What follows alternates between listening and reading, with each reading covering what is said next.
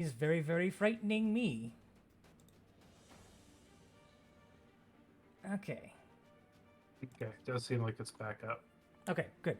So, you casted... Okay, so, good. So, you casted Fairy Fire. So... 2020... 4. She fails.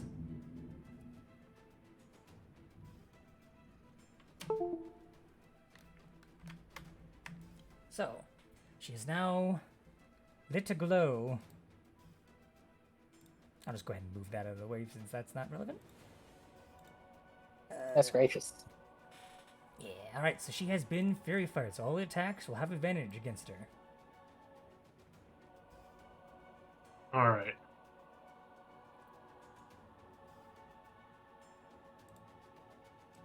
Hux, unless you had anything else to do, Skanuk? I'm good. Far away.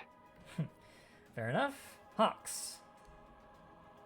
I'm going to assume that based on how the Muerte's attacks hit her, that I probably couldn't grapple her.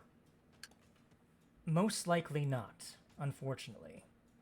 The incorporealness of her ghostly nature probably would most assuredly prevent that.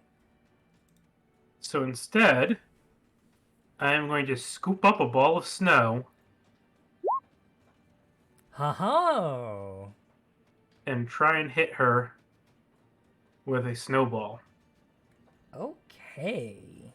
which I have advantage on. So it is a magic ranged weapon with which I'm proficient. So it'll be using Dex.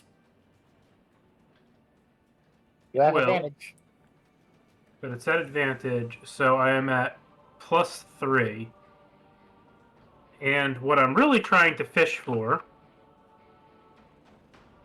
is a 19 or a 20 on the attack roll. And I do not do that. But, A 15 still hits, though. so 1d4 cold damage, but no additional...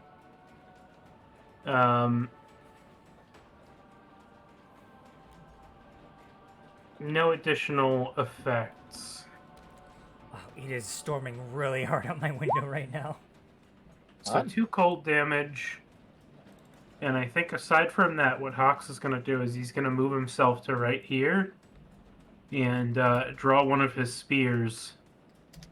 His frost, his what are the Bloodfang spears, javelins? His one of the tooth on a sticks. Ah, yes, Diego Spear. And They're I will. That is. Look, I've accepted it at this point.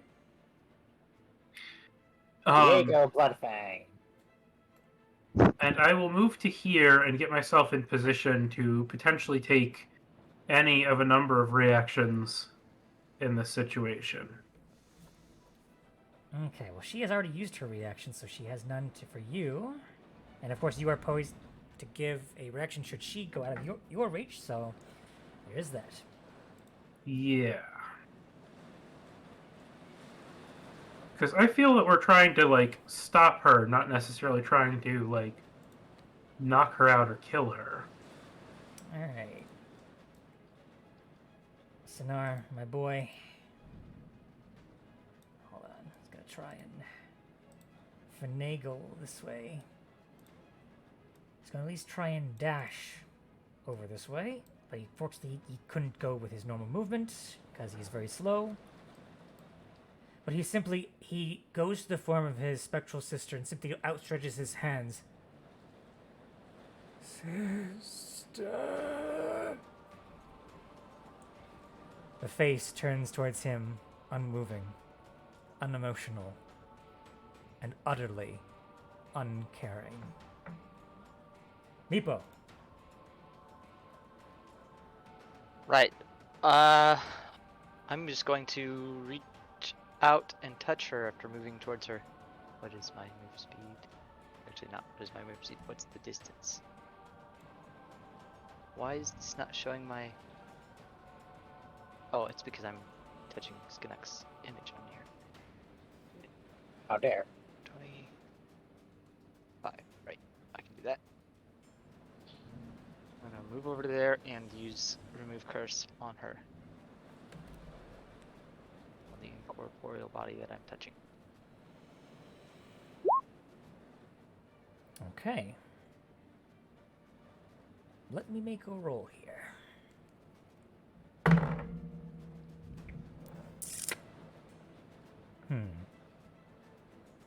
Okay.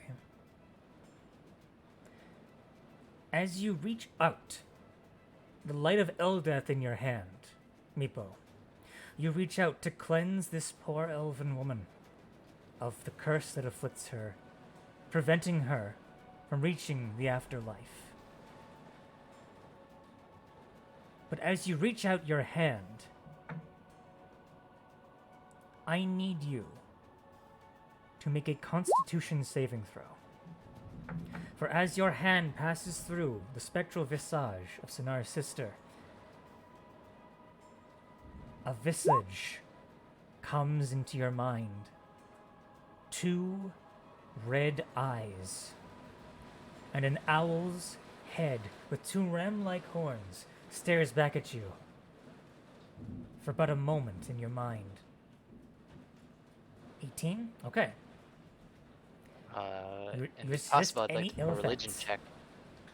Religion check? Alright, go ahead.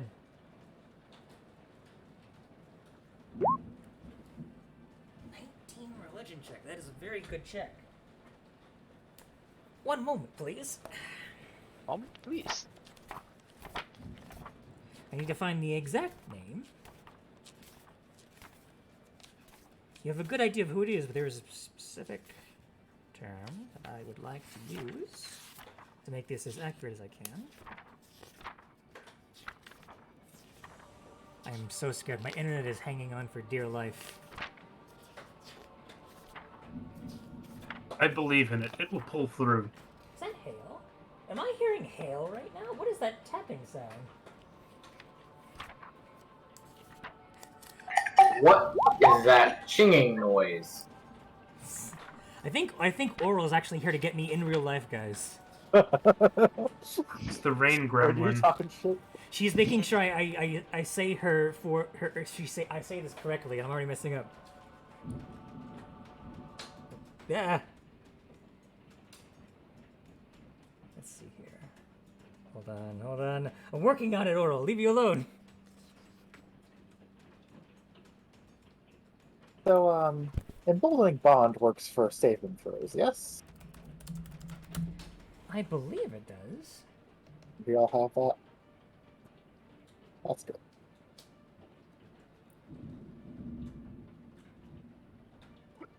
That's good. I heard that lightning. Yeah.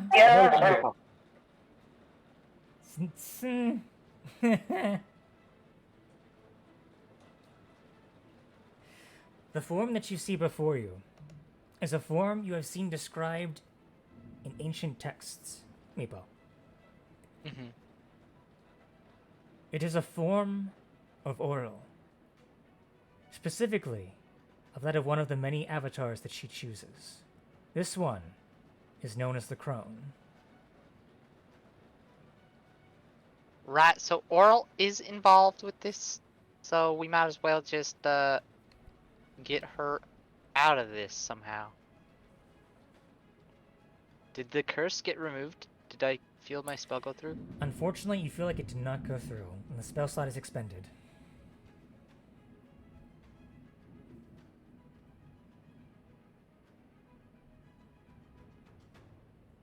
So, is there a bonus action that you had?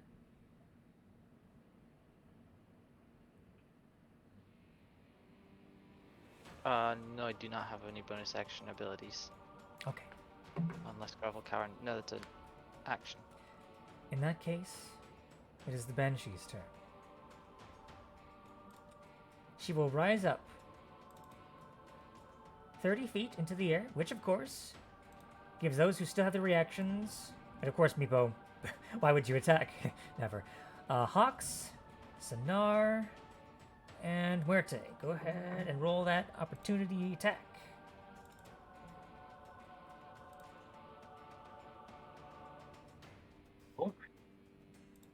We all have advantage on it, too. You do. So Sonar And a- first. Ooh, with my boy.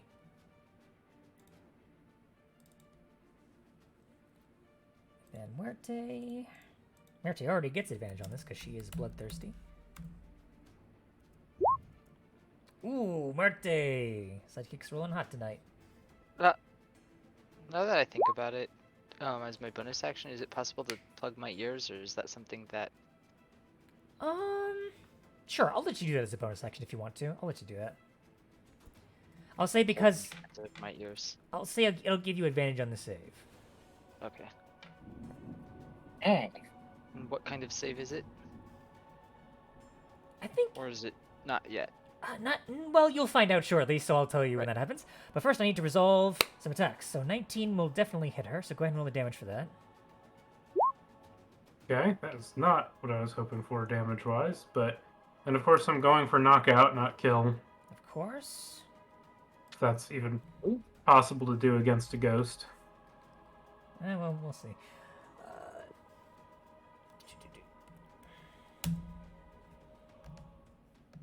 Okay, and of course, Sinar and Muerte. Let me roll their damage. First, for good old Muerte. Okay, reduced down to 5 again. And then Sinar. Sinar's got that big boy damage. Of course, he is also, like you, not attempting to... Well, it's hard to kill what that has been killed, but you know what I mean. It seems, though, as Sinar strikes, it seems that what normally his own life drain can do to the living does not seem to affect her.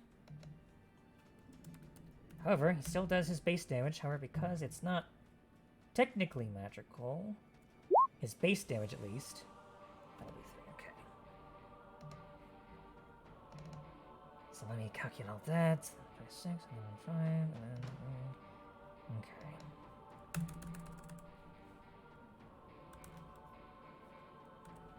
Okay.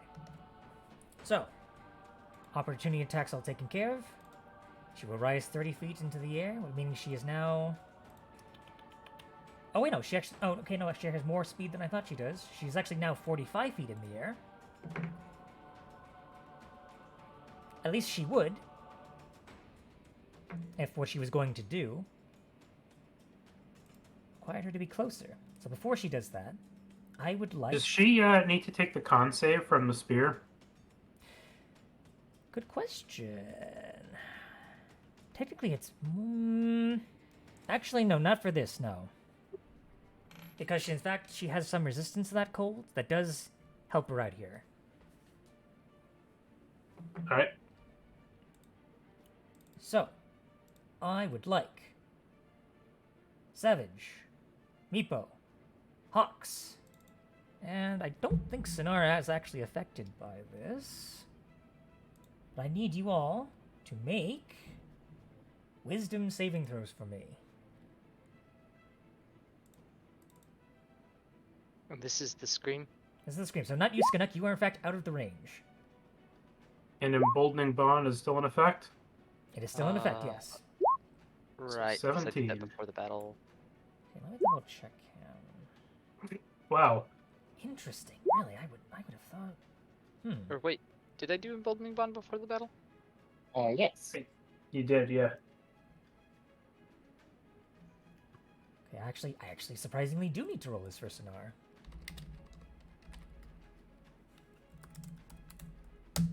Oh god, what if Sonar just dies?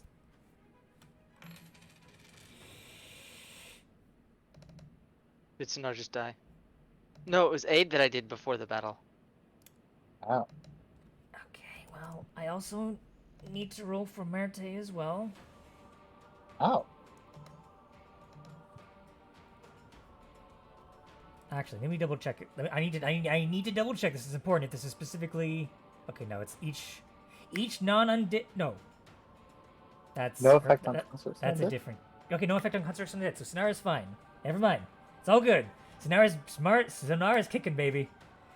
Muerte, though. We want an My undead girl! axe speak. She lives. Yes, we want an undead axe speak, but not right now. Not this Axe Peak Undead. That'd be too much power, I Didn't think. need that problem.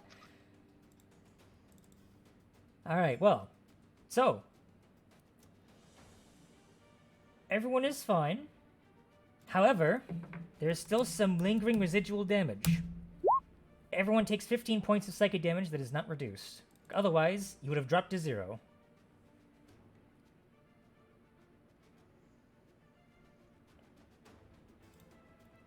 Snar's fine. Wertze, however, is not looking very hot right now.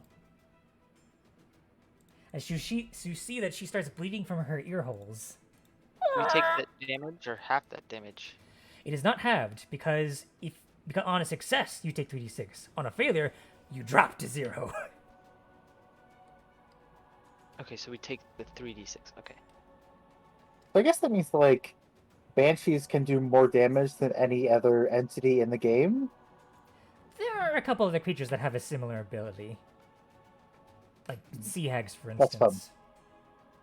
fun. That's something. Yeah, like the Bodak. Ah, the Bodak. Anyway, Anyway, so now she uses the rest of her movement to get up to 45 feet in the air. And that'll end her turn. Savage. Since I was 31 feet in the air in the tree. True. Where am I in regards to her? In regards to her, you are... Let's see. The tree itself still goes up for another 40 feet. So right now, her distance to you horizontally... Let's see. 5 feet. So she is right now... 45, you're 35. She is now 10 feet above you. So she is 10 feet away from you.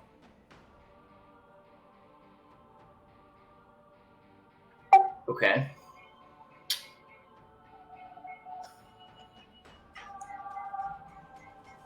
Also, the music- Can I jump a little higher to the next branch or so? You can. I will do that.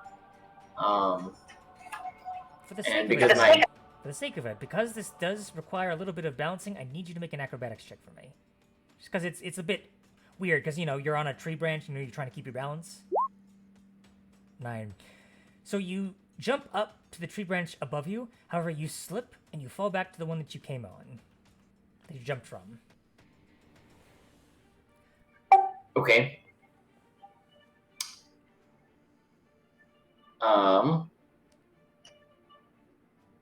Then in that case, I will.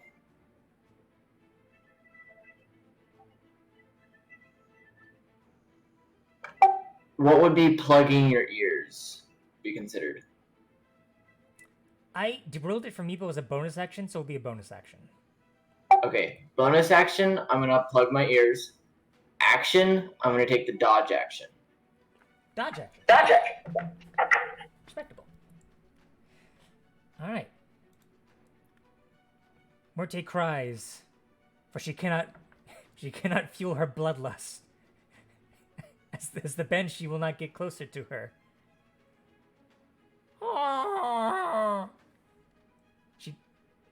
suppose Meepo will... Well, no, it's not Meepo. Morte, You know what? Hold on, I'm gonna roll something. Hang on. What's her dexterity again? This is very important.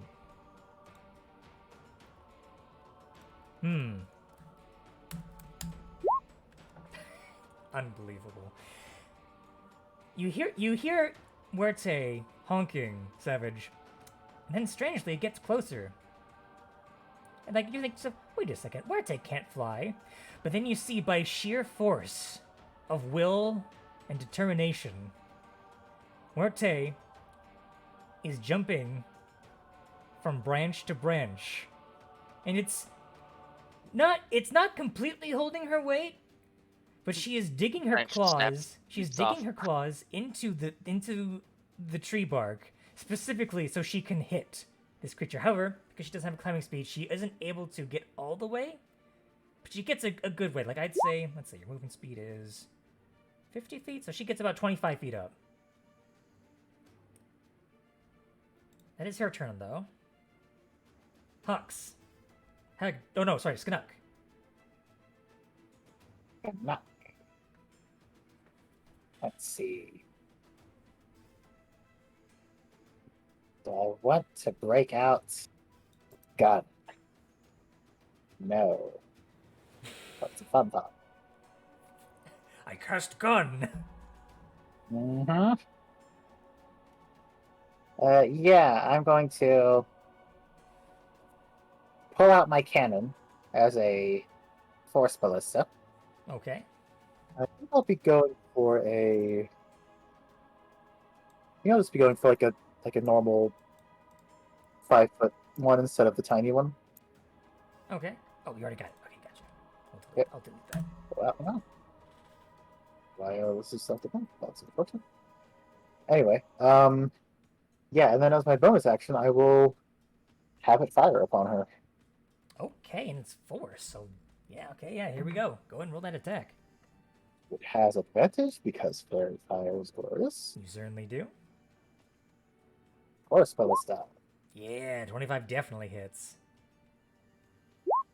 Zap. Oof. No arcane firearm damage. Just 12. I mean, you say that, but it's like Just. one max and then one half that. So that's pretty decent. Yep. And plus, Just it's not resisted. 12. High as a cannons. And she's pushed 5 feet away, right? Yes. All right. Purposes of this, hang on. Just move that slightly to the side so you can still control your token, Hux. But she is, for all purposes, above you. She's still standing though, but looking rough. It is your turn though, Hux.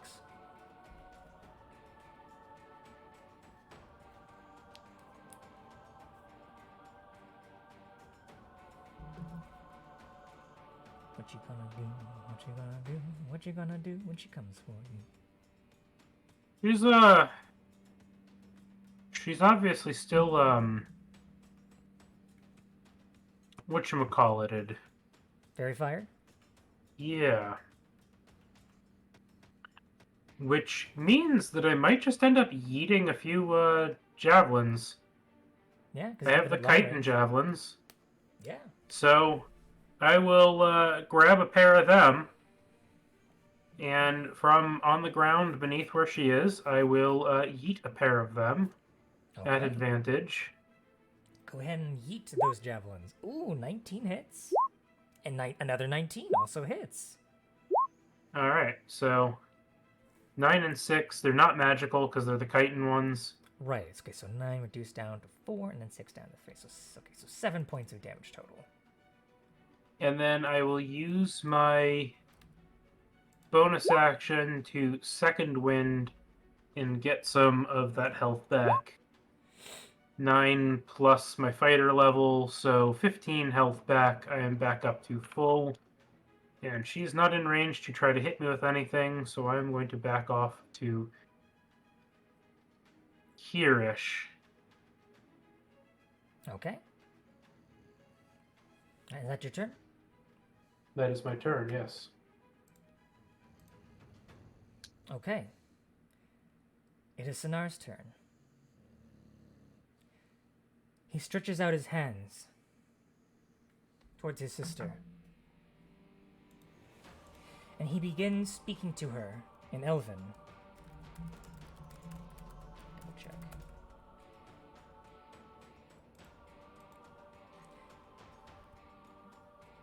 Because a turn can only last 6 seconds, he gets out as much as he can.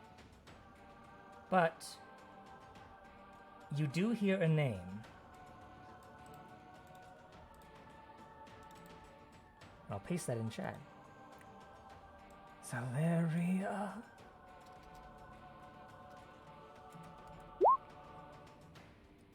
And he is going to make a persuasion check on his sister.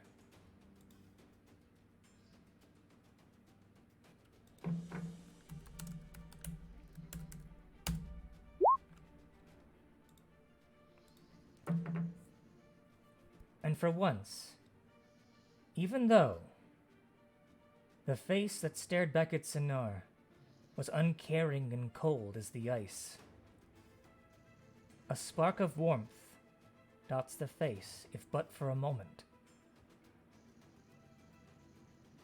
And her guard is lowered.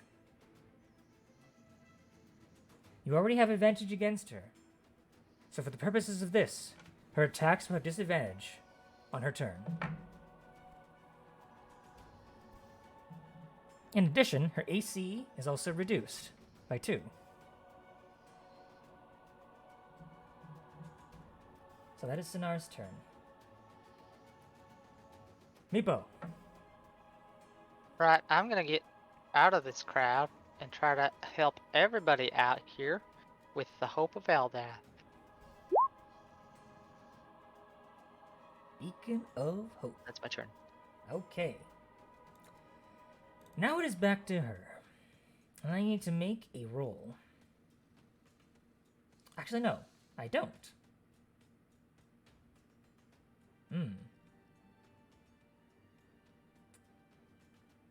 I might have messed up on something, but that's fine. Let's see.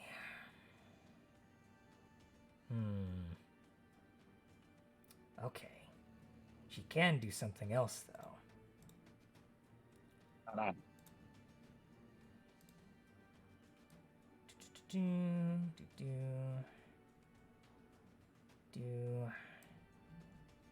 First, I need to make a roll. I did say I need to make a roll, though, so I will.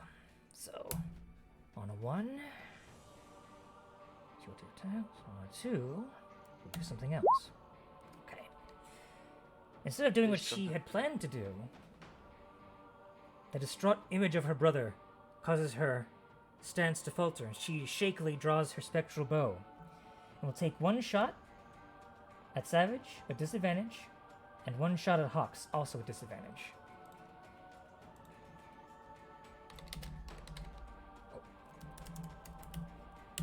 I forgot to put my 8 hit points on my sheet when I cast it.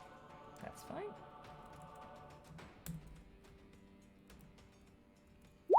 First against Savage, that's a 10 to hit you, Savage. 10 does not. Alright. And then one's against you, Hawks. A 12. Does not hit me. Alright. The spectral arrows fly, and as they fly by you, you almost hear a as they fade.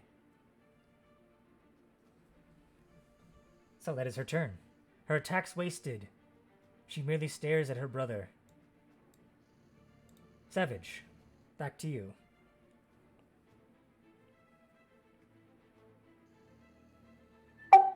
Well, she's ground level right now? She is not, no. Still 45 No. Okay. So in order to reach her, I would have to jump out of the tree. Yes.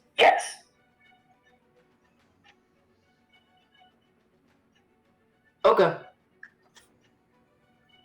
I'm gonna jump straight out. Right here. Make 2 midair swings. And fall 45 feet. So here's something. If you have enough jump distance to cover what you fall, you should in theory be safe. So you're, what, 35, 45, drop 45. Let's see. So if I jumped... Wait.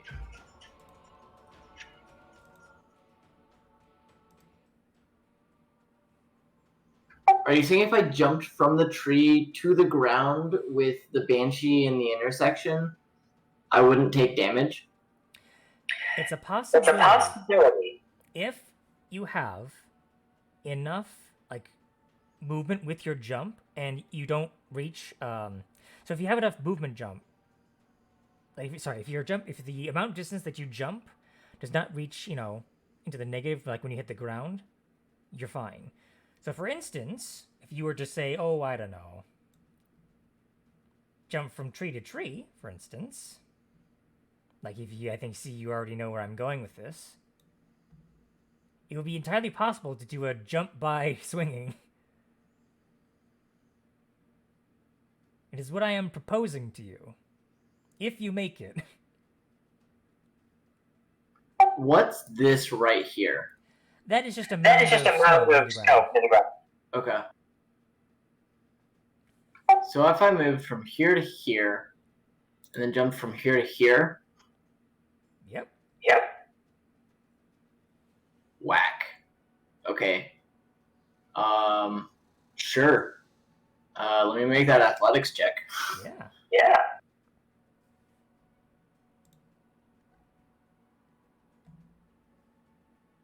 That's why monks are so good. 14? That's Should in theory be enough. 20 feet from here to here. Yeah. That is exactly enough. Perfect. Roll that damage. Or sorry, roll those attacks.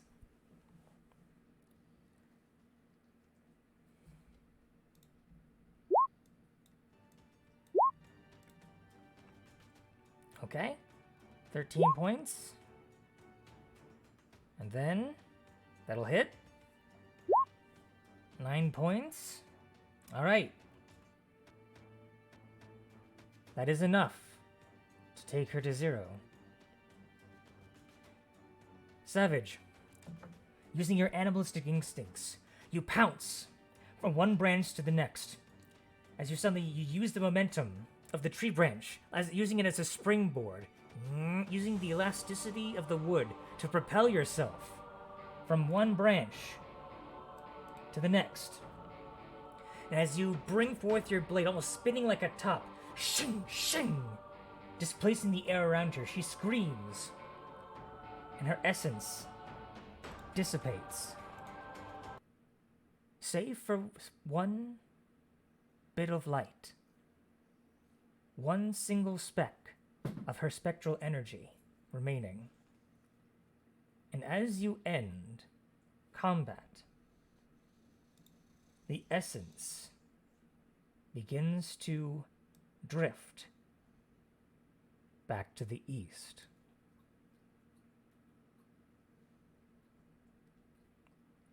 Combat has come to a close.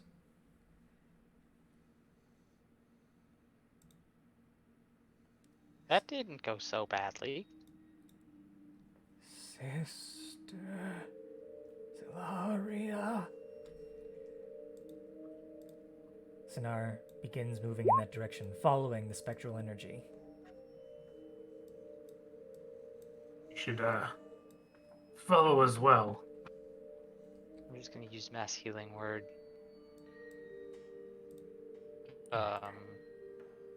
6 creatures, so all players and the bird will get healing from this. Her bloodlust lost, with her target no longer in sight. Morte gives a sad "oh" and follows you glumly. And for those of you who are everybody, actually, you'd all get max hit points no matter what I rolled, because you still have Oh, good. Beacon of Hope running. So the roll was unnecessary, but that's what you'd get. 9. Okay, that's 9 back to Muerte. Including myself.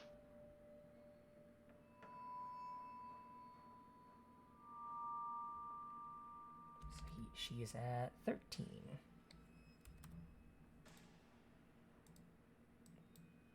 Alright, is everyone healed back that amount? Yes. Okay. And I'm going to move the map. Following the leader, the leader, the leader. You follow for what seems like hours. The light sometimes flitting in and out of existence, holding on by a mere thread. But Sinar, ever diligently, follows, almost with a desperation. You all follow somberly behind as he leads you. Until, finally, you come to a fallen tree.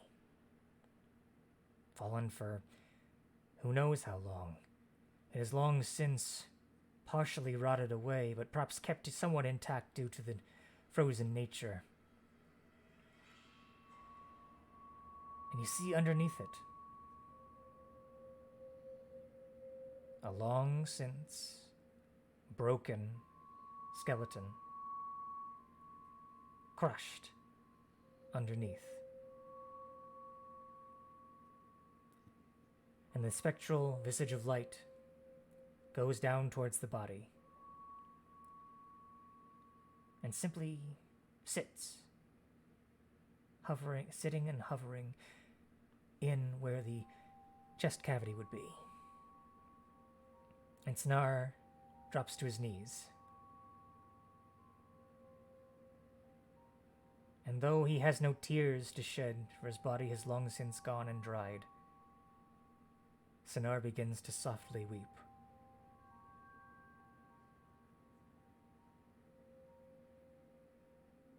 He weeps for a minute, 5 minutes. It seems that he will continue to do so unless someone steps in. I'm going to let him continue weeping and step in and cast ceremony.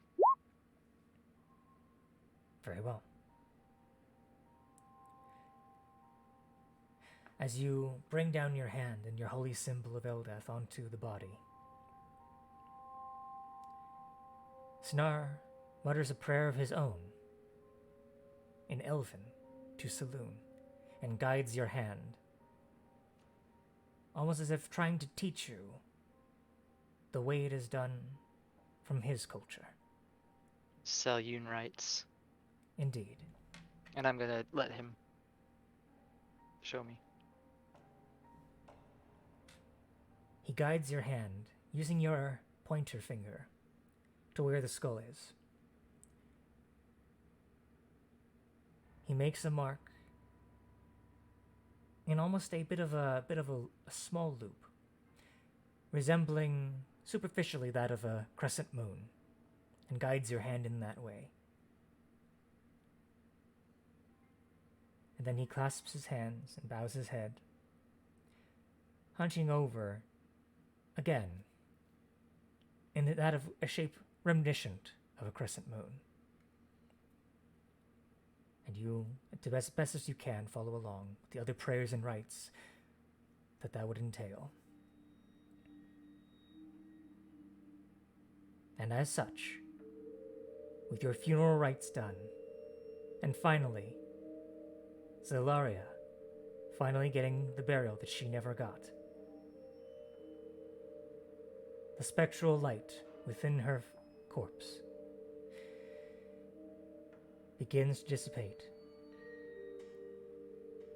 But not before the image of a spectral elven woman appears in front of Sinar.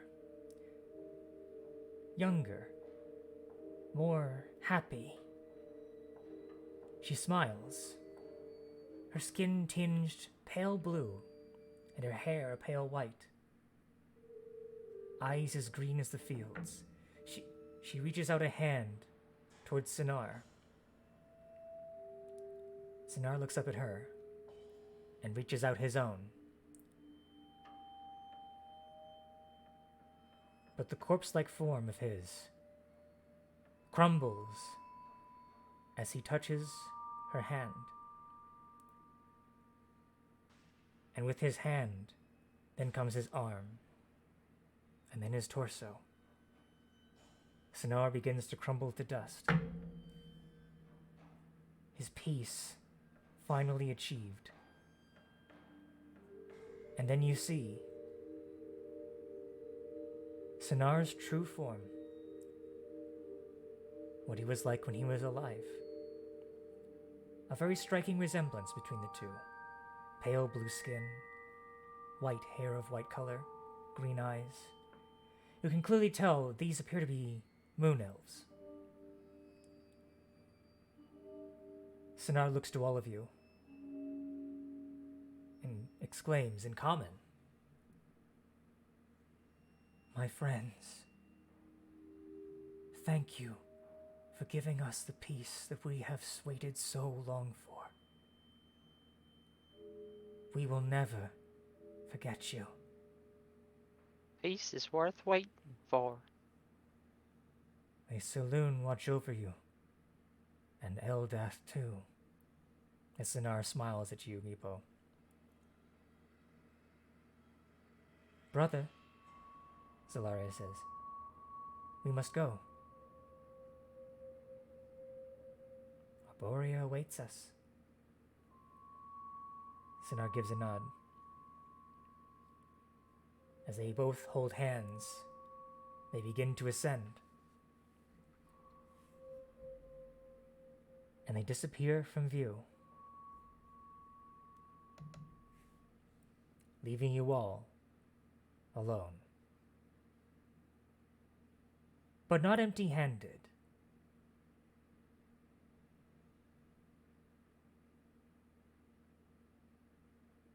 A cold wind begins to blow. Not cold, not bitter and spiteful like that of Oral's winds and blizzards, but a comforting, cool wind, like that of a summer's evening. As light begins to fill each of your eyes and a warmth fills your chests, what you have done for Sonar and his sister Zalaria has not gone unnoticed. While I have not written out the specifics of this ability, you have achieved a group boon. What this is intended to be, essentially, the way I've written this down, is that as a bonus action, you can either tap into a spirit of Sonar or that of Zalaria. You can either have her make, as a manifestation, make an attack with her spectral longbow, or you can have Sonar's protection, which will give you some form of protection, either disadvantage to hit you or something along those lines. I haven't fully written it out, but the idea is this ability can be triggered by any one of your group at any time, 3 times per long rest. Oh. Oh. Fancy. Very fancy.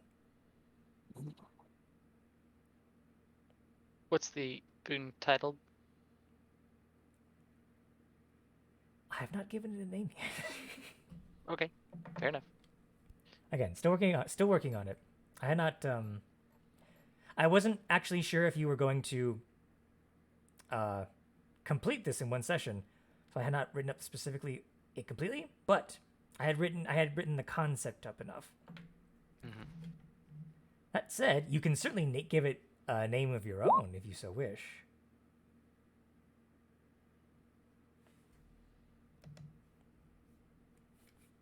Family names favor.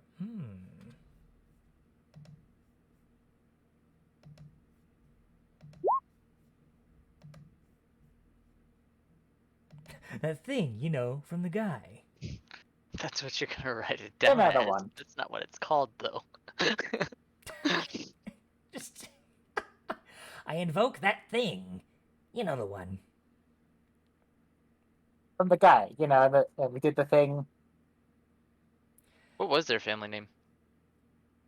You were never given the family name, so what I'll say, go ahead and call it Crescent Moon's Favor.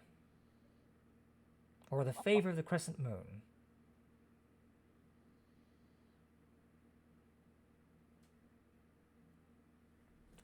That's what I'll have you write it down as.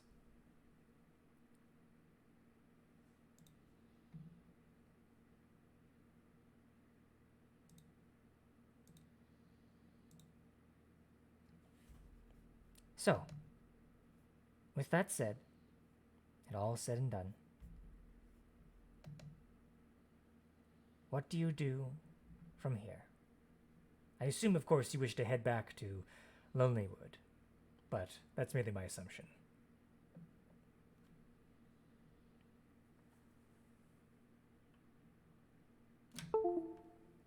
Yeah, sounds good to me. After we go to Lonelywood, were we talking about going to Kelvin's Cairn? At some point. I have been wanting to go to Kelvin's Cairn for a while now. Right, I think that might be a good next step,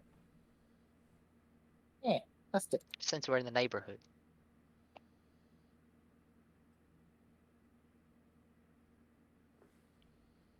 Alright, but I assume you wish to head back to Lonelywood first.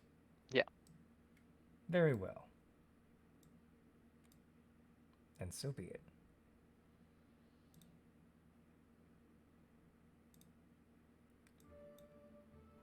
As you head back to Lonelywood, the forest seems to take on a veneer of calm. Almost as if the forest itself is thanking you for what you've done.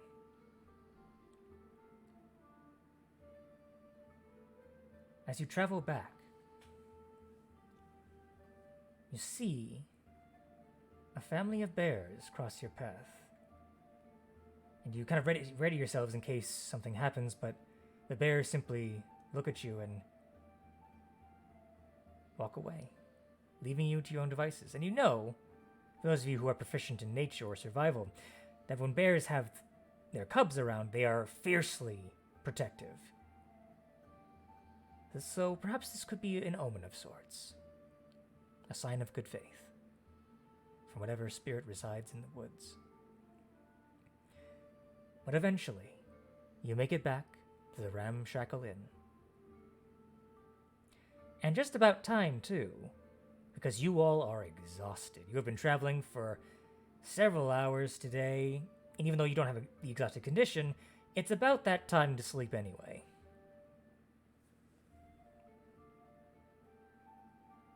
So, I assume you wish to take a long rest in that case? That sounds like That's a good. good idea to me. I used up all my 3rd level spell slots. Bold of you to assume. But do you, though? Savage? We attempt. Oh, most definitely. I pass out on the floor. Oh, pff. I move him to the nearest cushion-like thing. A I just difficult imagine task. that like and then tuck him in. Put a blanket over him. All right, a difficult task considering the the Ramshackle Inn is Size. unfurnished at the base floor, so you basically have to drag him up the stairs. Go ahead and give me a strength check, Meepo. I didn't say to the nearest bed. I said to the nearest mattress-like thing. So if there's anything soft down here, I would put him here first. I think Maybe just an put a floor has investigation some to mold find on it. It's a bit softer. The only soft thing that you can think of is Muerte Blanca. And as That's far, not and to gonna be work. fair, she and him get along pretty well. So as long as you roll high on an animal handling check, anything's possible. I'm gonna look through his bag to see if he has anything that looks soft. All right, let me hold on. Let me look through his inventory real quick then. Caleb, you could just tell me. Do you have anything that's soft?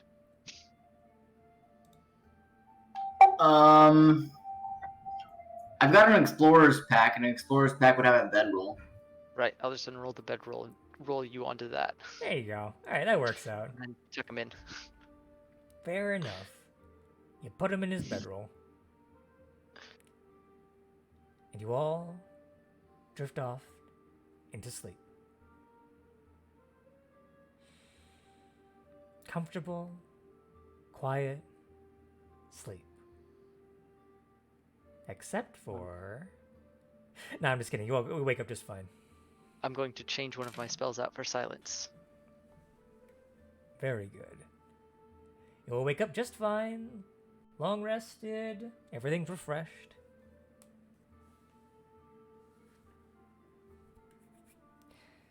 However, Wishing I had thought about that the night before. However,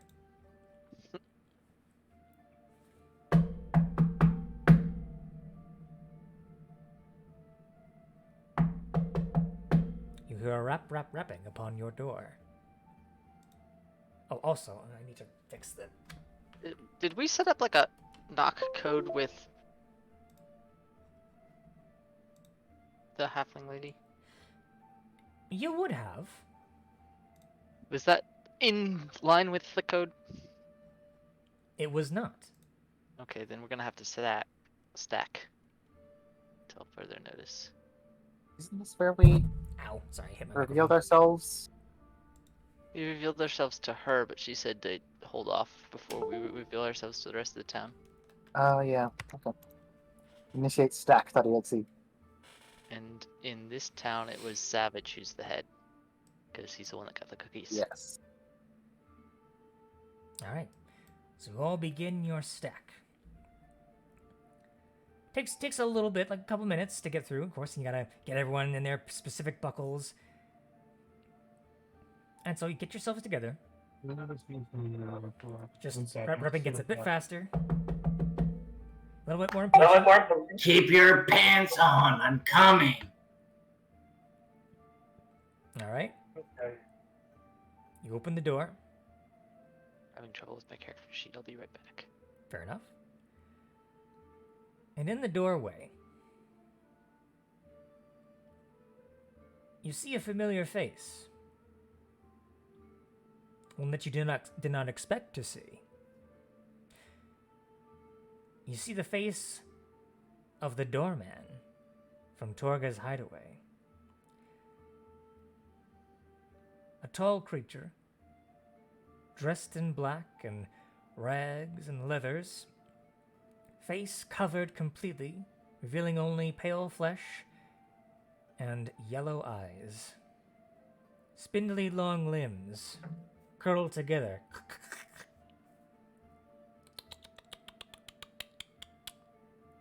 A tutting sound emits from the face. I have business to discuss with you. Or rather, I did. But it seems I am not particularly wanted. Not particularly by who. By you for being so rude. I don't know who's at my door at the butt crack of the morning. That is fair. Might I come in? Certainly. Very good, very good. And he lets himself in. A fine establishment that you have procured for yourselves here. Very nice, in a rustic sort of way.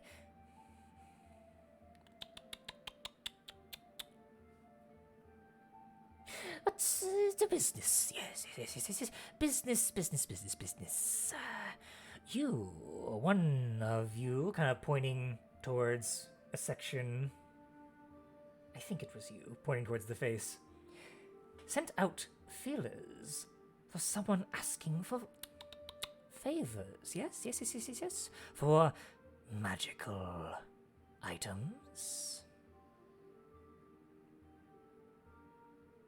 Which of us did that? That was me. Yes. We've been stacked by now. Thought so. Well, upon that revelation, realizing that he has in fact seen you in your kobold forms, you realize at this point, it's fair. It would be a decent idea to unstack, or at least Right. whatever your comfort is.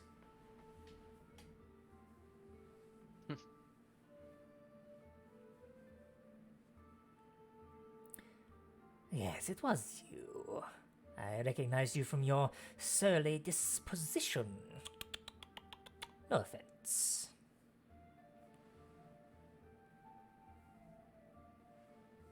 Anyway, the proposition is this. A prospective client has perused our services for a possible retrieval of an associate of his that has been locked away in the prison known as Revel's End. Can we see this man's teeth at all?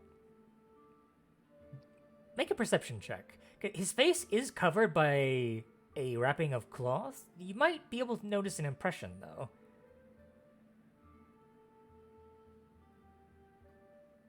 Buck has not heard a word this man said. He's too confused at what's going on with this. He is trying to hide it, so let me make a...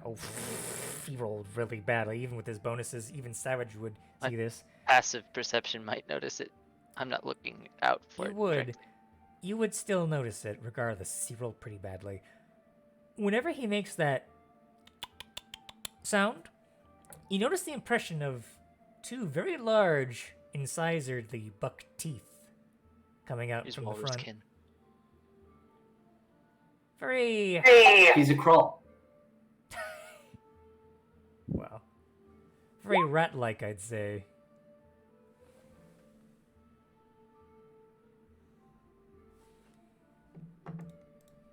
What the heck is this?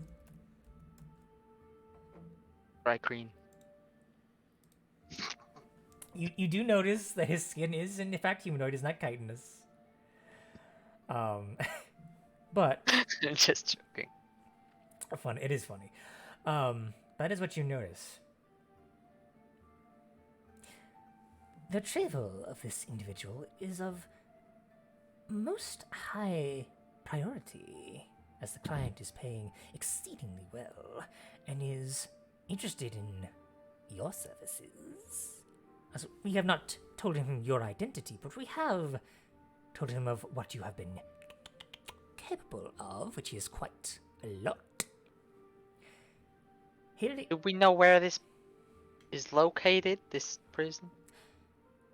The prison itself is located in the Sea of Moving Ice, to the coast, to the north, from 10 towns. It is no small task, as very few individuals have ever escaped from Revel's End. So a twofold proposal is in order. Because it is a dangerous proposition to break out the individual in question, as Revel's End is heavily guarded. The proposal is this. Either you facilitate a possibility of escape for this individual, upon his own escape, with your help, you will be given a modicum of a reward. A choice of a magical item of perhaps uncommon to perhaps slightly less or more uncommon quality, along with a healthy sum of 300 gold pieces. Or, if you are so bold and strong as you believe that you are, a choice of a rare or very rare magical item, and 1,000 gold pieces should you break him out yourself.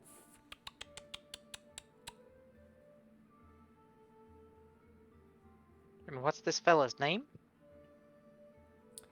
Has never had a direct name that he has went by. But he was a member of the Zentarum. He went by the Improviser. So named because he could kill you with all sorts of manner of mundane items. I once saw him kill a man with an apple. Just stuck it right in his mouth, shoved it in the back of his throat. That's rude. Poor man choked on it to death. Quite a Are we sight. being asked to jailbreak John Wick? Possibly. Is that what's happening? Why would he do that? Because it was his mission. The only people who are sent to Rivel's End are the exceedingly dangerous, and those who have political connections and or those who have crossed members of the Lord's Alliance.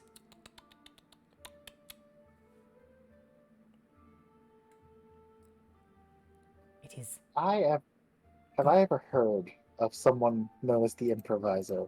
Go ahead and roll a history check for me. Like, Skinnock's kind of scummy, but I don't know that he's really criminal underworld scummy. Oh, he is. Never mind.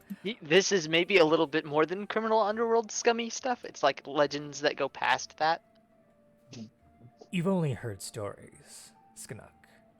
Tales in passing in bars and back alleyways.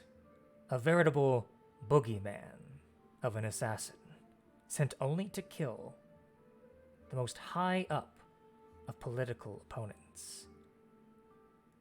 Funded solely by the Zentarum, the Improviser has killed many in high positions of power. And he was only captured due to the help of a friendly drow known as Driz Doerden.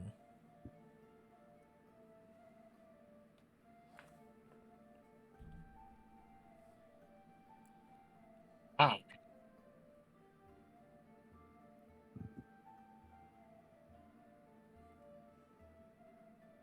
That's what you know about him.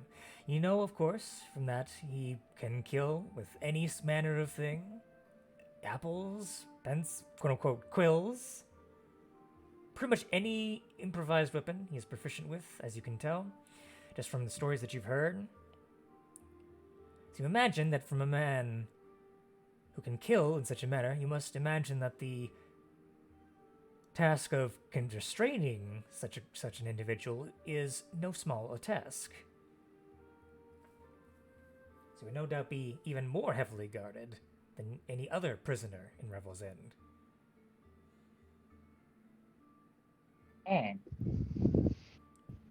This sounds like he is not exactly the least guarded person in Revel's End, if you catch my drift, guys. I'm not too keen on breaking out someone whose job is killing people in general. The choice is yours, but it pays very, very well. And for those who are lacking in currency, it is a ripe opportunity.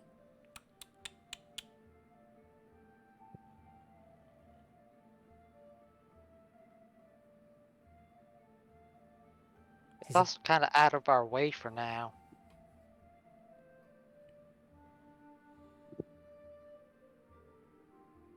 When he said it was like 300 gold to facilitate something, was that each or total? That is total. Same with the 1,000 gold. Oh, that's not so. However, when it comes to facilitating an escape, that is as simple as handing him, considering he's the improviser, something as simple as a mundane item like a shiv, or a lockpick, or something simple.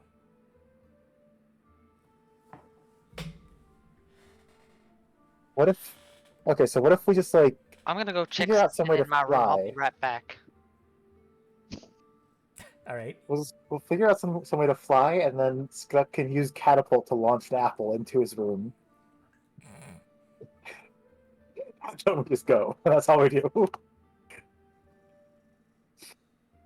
Probably not enough. So, Meepo, where are you going? Mm-mm.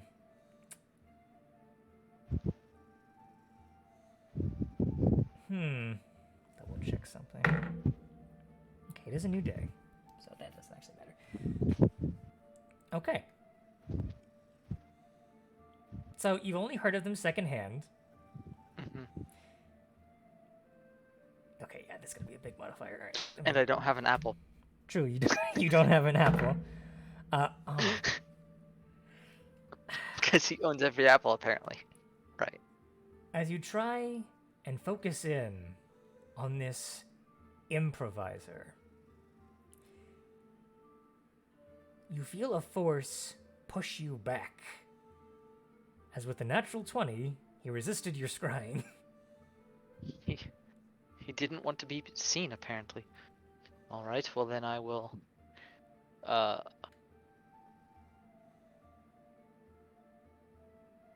just, dust the mirror a bit and walk back down the stairs. Alright. The doorman will simply look at you as you go down the stairs. Just those two beady yellow eyes just staring back. Then immediately looks back towards the rest of you.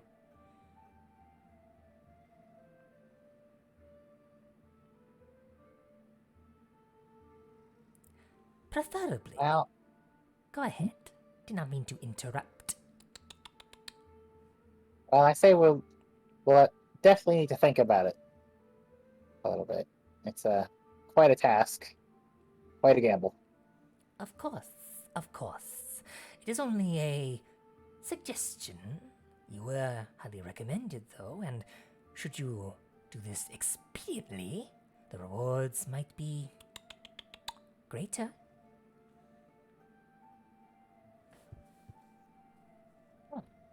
Perhaps even a bonus. This is nice. Yes. Per person, in fact.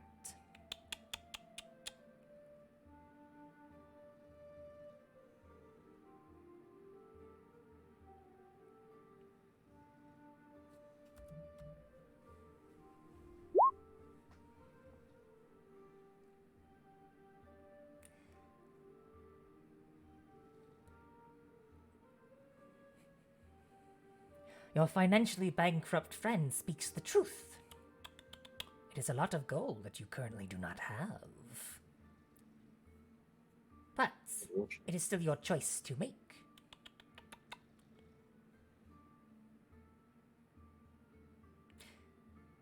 Whether you accept or do not, that is your choice. I, however, have places to be. Farewell. For now. Have a nice day. Pleasure. And he leaves, tucking his head under the door frame and gingerly grasping the doorknob and slowly turning it, pulling it back into the frame, closing it.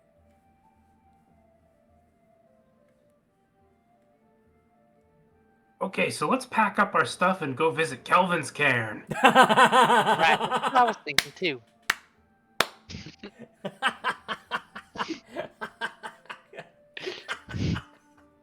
I expected it Going the opposite direction, just immediately. I completely expected it, but it was still funny to hear.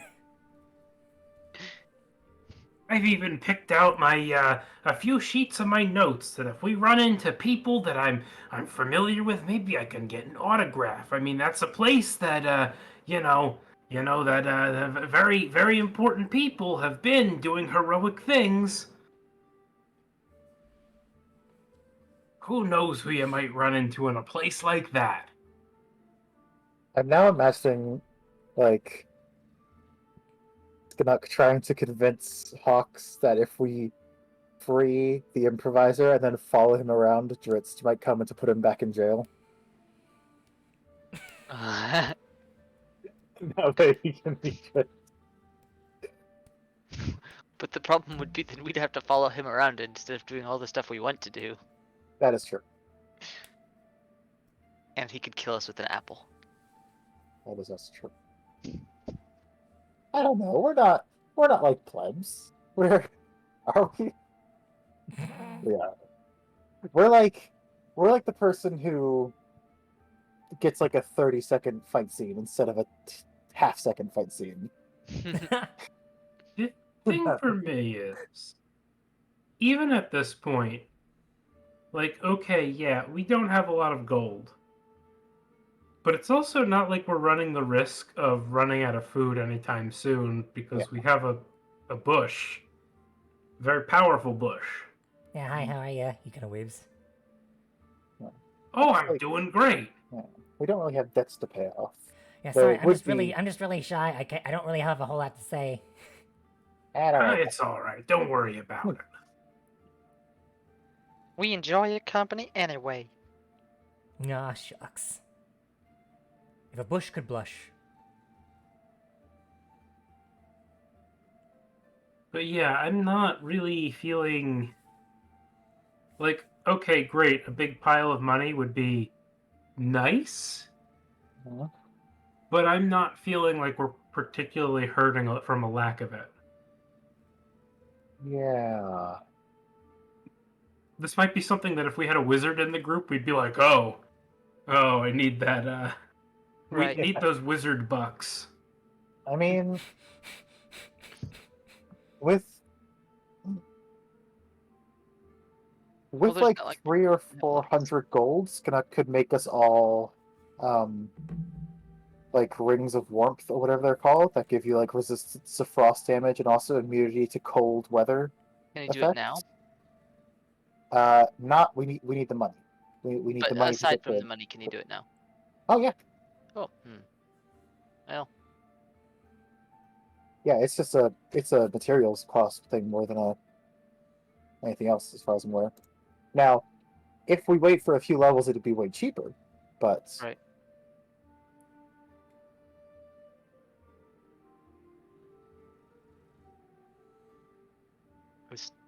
I still don't think Meepo would be comfortable with it yeah, it's kind of unless she knew exactly why he was killing people and it thought it was something that in the long run would be worthwhile, but it still would be a bad taste in her mouth even at that point. She might reluctantly go at that point. You do at least recall one of the bits of information that you gathered, that one of the members of the Arcane Brotherhood is also imprisoned in Revel's End as a possible maybe source of information. That is also Oh, something and that's else the to guy that the consider. other person said we should check out. Yes. That is also a consideration.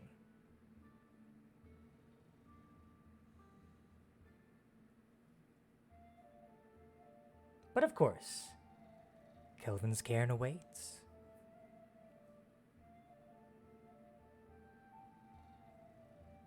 But of course, that's for you guys to decide, of course. But that's just me reminding you of that one bit of information.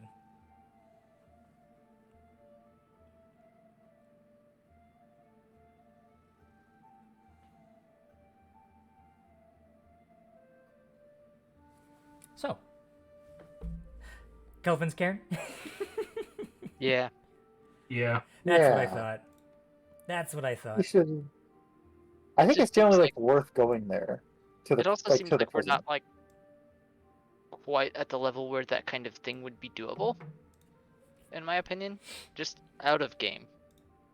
Sure. If you don't feel comfortable, obviously don't. I'm just having as ever Right. there is an option. Because But fun. as my character, Yes. that just doesn't seem like something she would do. Yeah, More than fair. I think Skinnock would, but he's not like so eager to do it that he'd try to convince someone on the off chance they rat him out. I need to double check travel pays.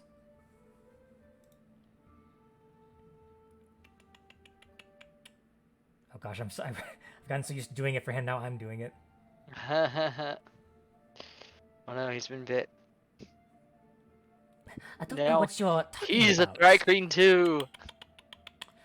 Let's see here. Okay. So, because you are going out into the tundra to go to Kelvin's cairn, no real way around that. I'm going to need to roll a couple d20s. Oh no. Interesting. I double checked that information. information because that might be something good.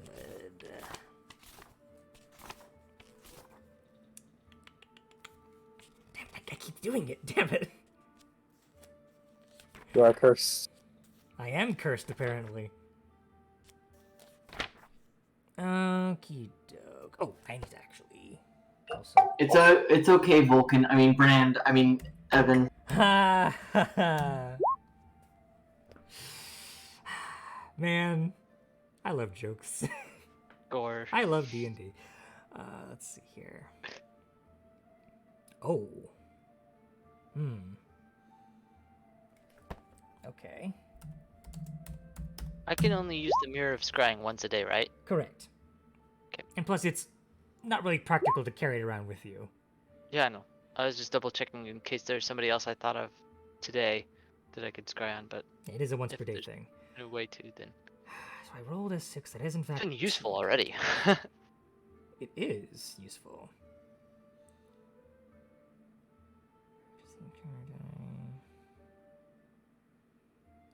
Very interesting.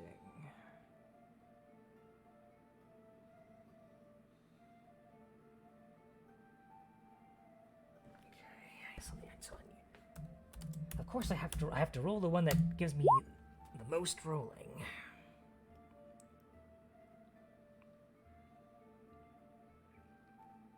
All right.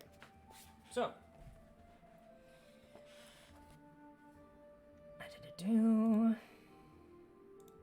change up the atmosphere.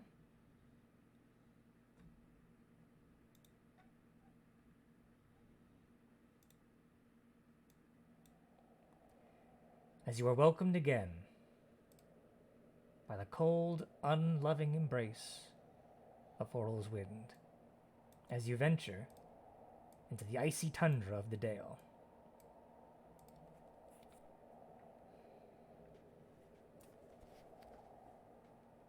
Let me double check again. As you venture forth, it almost seems that despite the warmth that you received for freeing the spirits of your comrade and his sister, for every victory that you achieve, Oral's winds and weather seeks to strike you down, to keep you in despair like the rest of the Dale. As once again, winds whip forth and around you as a blizzard comes down.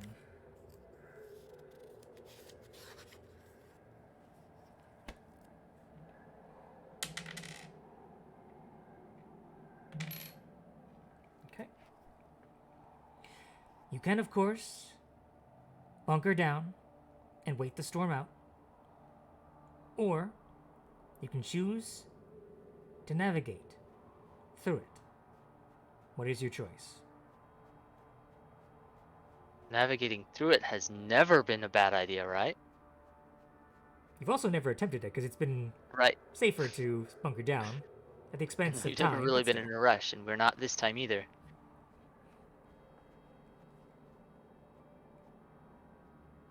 Does anybody actually want to try navigating through the storm? That sounds like the worst idea. Right.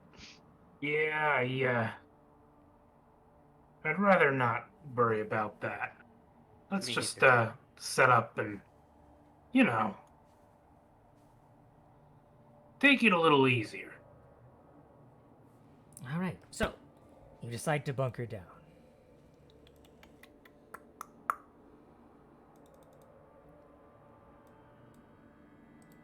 I now have to get rid of the Sonar token. He's achieved his peace. My boy! Our boy.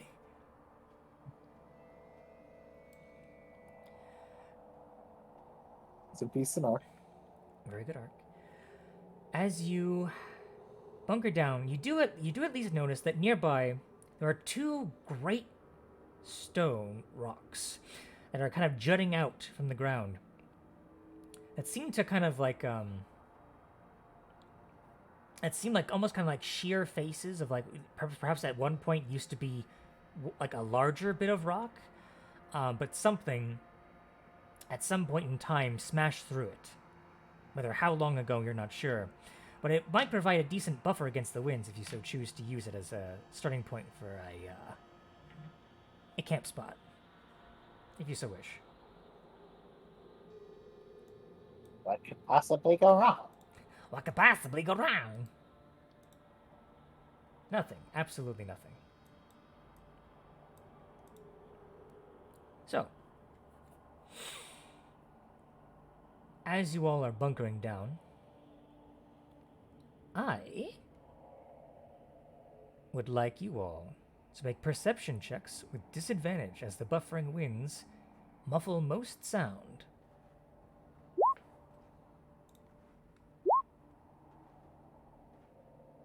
Disadvantage. I almost forgot to click the disadvantage, even though you just said it. I feel like Savage has just like gotten used to it at this point. Yeah, I want to point out. 100%. I want to point out that despite having the ruined eye, he has rolled pretty well with even with disadvantage a lot of the time. Improvise, That's adapt, horrible, man. overcome. Exactly. Okay. All right. Double check. This is what I think it is.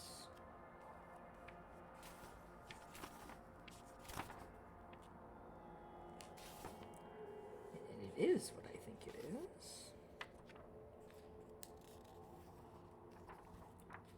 I have something to prep.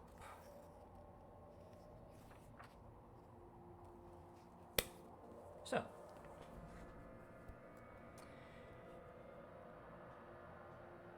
as you all are trying your best to stifle the buffeting winds around you,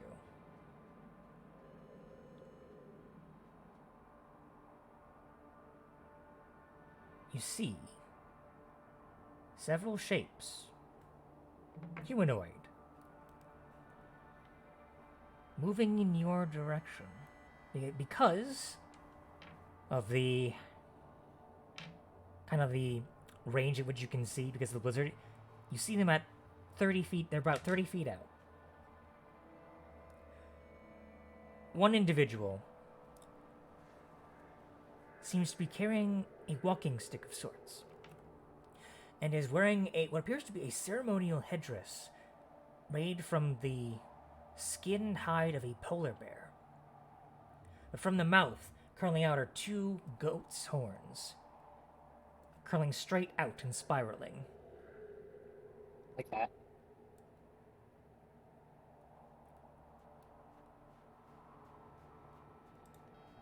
She currently is looking behind her and gesturing forward.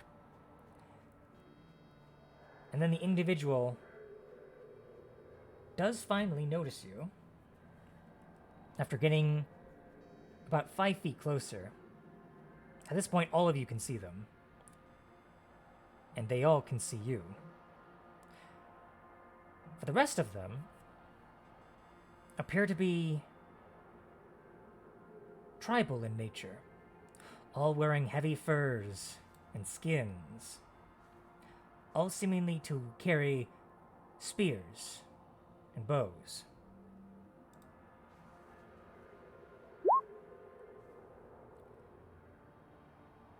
The one carrying the staff speaks up. You there? Somewhat feminine voice. Might we share in this respite until the blizzard ends?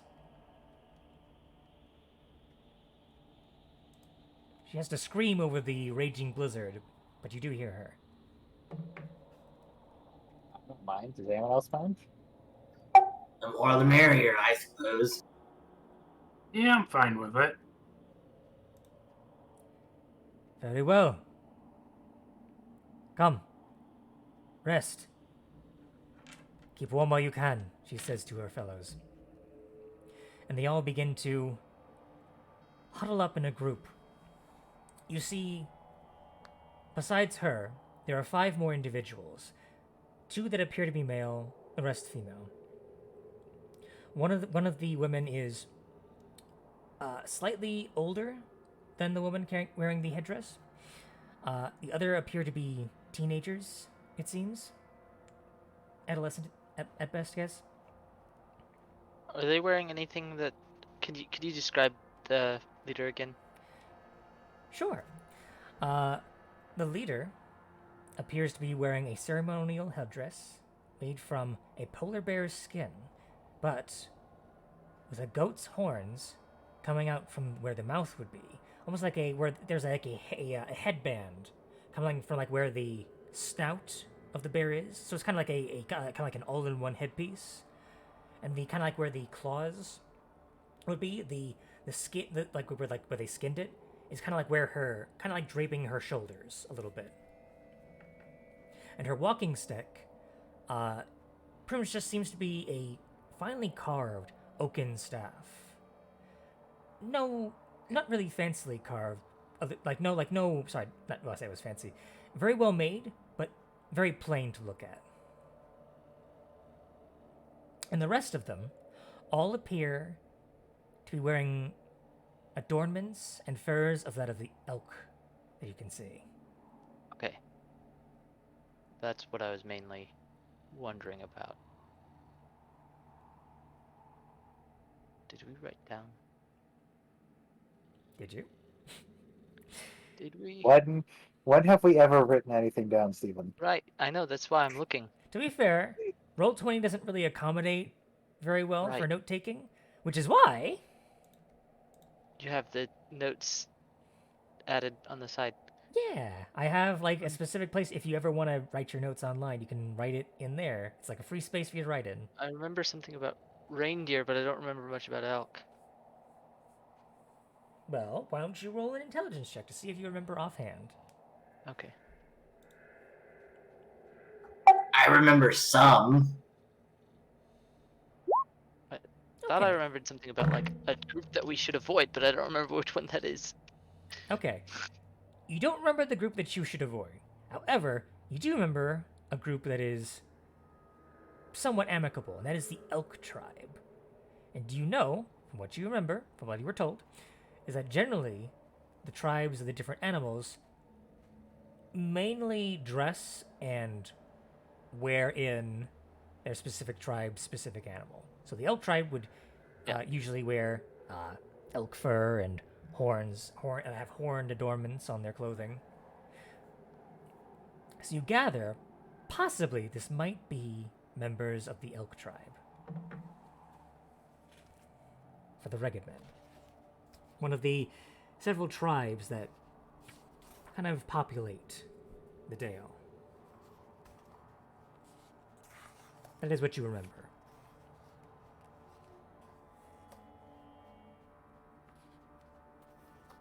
Yep. But the blizzard lasts for 7 hours. And it's about early-ish afternoon, maybe around 2 o'clock or so, by the time that it ends.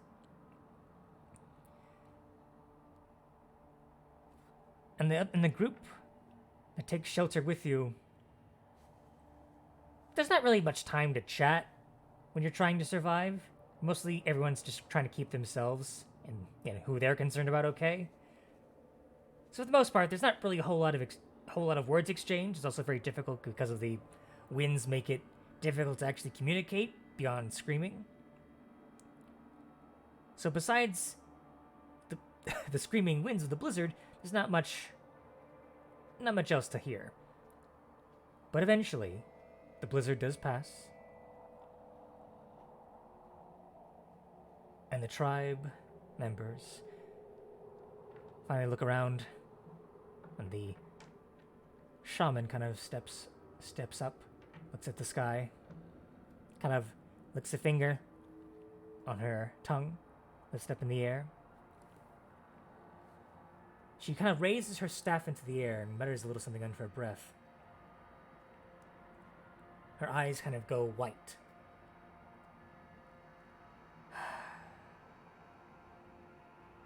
Clear weather for the rest of the day. Thank goodness.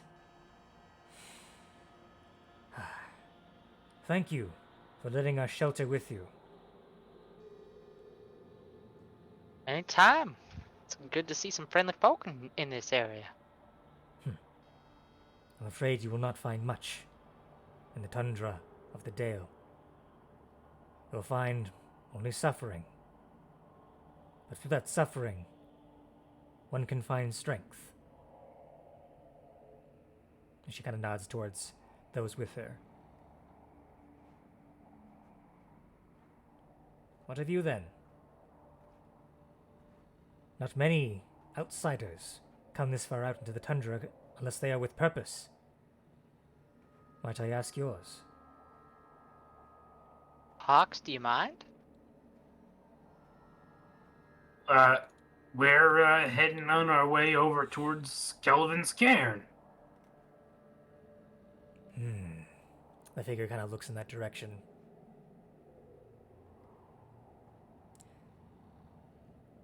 A strange time to be near the cairn. I have seen signs of Yeti. One of my own members was taken. We've messed up some Yeti before, right? Yeah. One or two. But this Yeti was not like others I have seen. It is crazed, afflicted with some madness, frothing at the mouth, limbs and fingers blackened with bitter cold. Madness. This is 10 towns. I mean, wait, what just came over me? Madness can be found in all forms, Kobold. She gives you a stern look. Well, anyways, we've got at least a handful of reasons to be checking out that area. And if there's mad Yetis on the loose, that lines up with at least some of the stuff that we've been encountering and trying to do something about.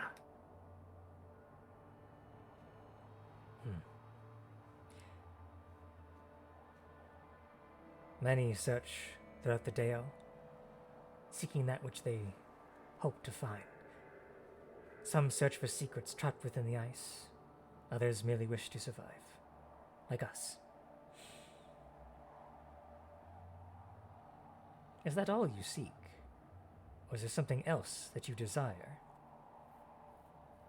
There was a Well- reason we were looking for this group. It was Yeah, there was. the bell. The Was bell, Was yeah. this the group that needed the bell? Oh. Or show us the way to the whale? Offhand, I don't remember. Well, keep in mind. I might have actually made, when he revisited that, I may have made a note on that one.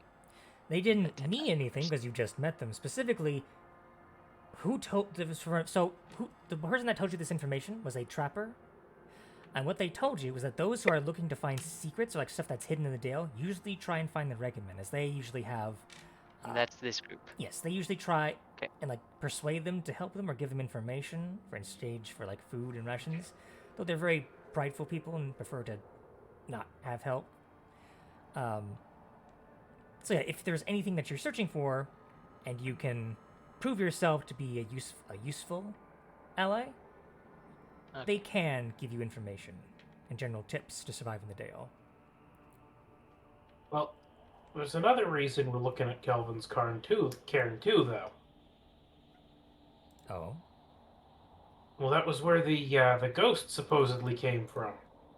One of the Alright. mines. a ghost. Whoa.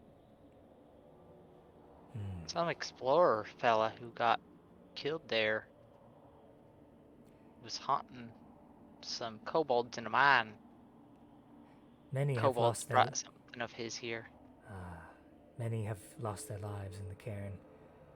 Those who wish to know its secrets often find an untimely demise.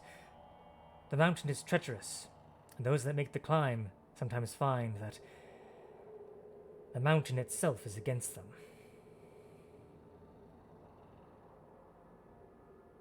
I mean, right now it seems like wherever you go, something is turning at least a little bit of nature against you.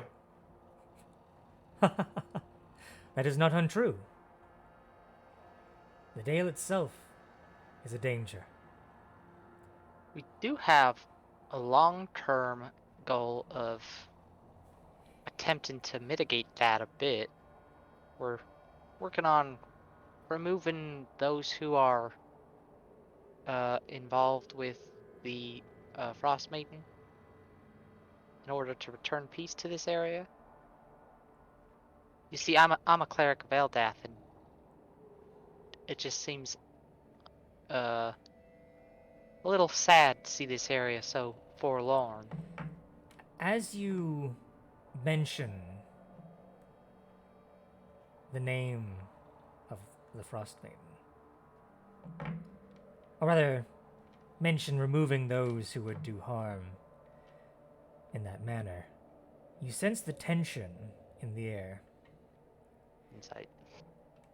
Go ahead and make an insight check, sure. Natural 20. The tension comes not from anger. It comes from fear. The very mention of even attempting such a thing.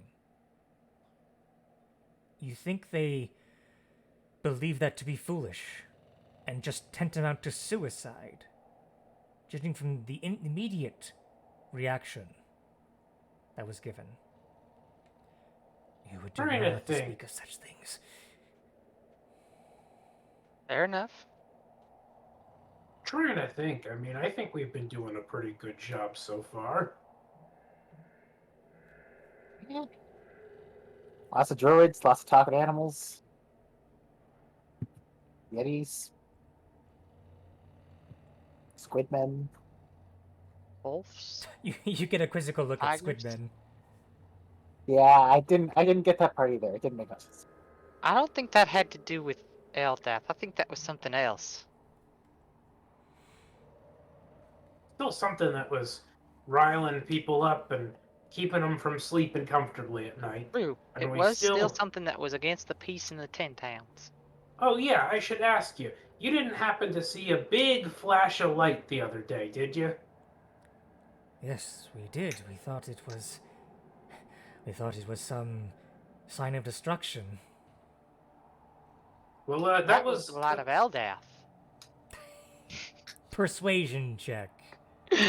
I mean, it was a lot of destruction, but it was a lot of destruction of a lot of things that were causing a lot of problems for people. This is gonna be a straight roll. This is gonna be 14. Okay.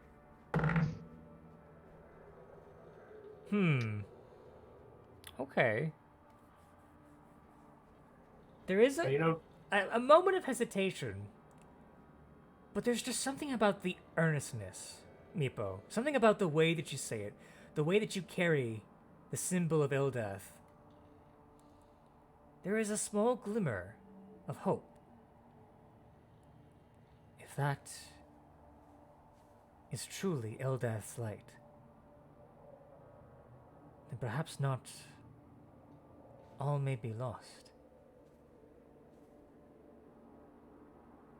She kind of looks towards her companions, who have mostly been silent this time. You get the sense that they don't really like talking to outsiders. You get the sense they mostly like to talk to each other, like, you know, it's like an in-group kind of thing. But they all seem to at least get a little bit warmer with that. well, Hawks is just sort of counting things off on his fingers. He's like, oh, we befriended a lake monster.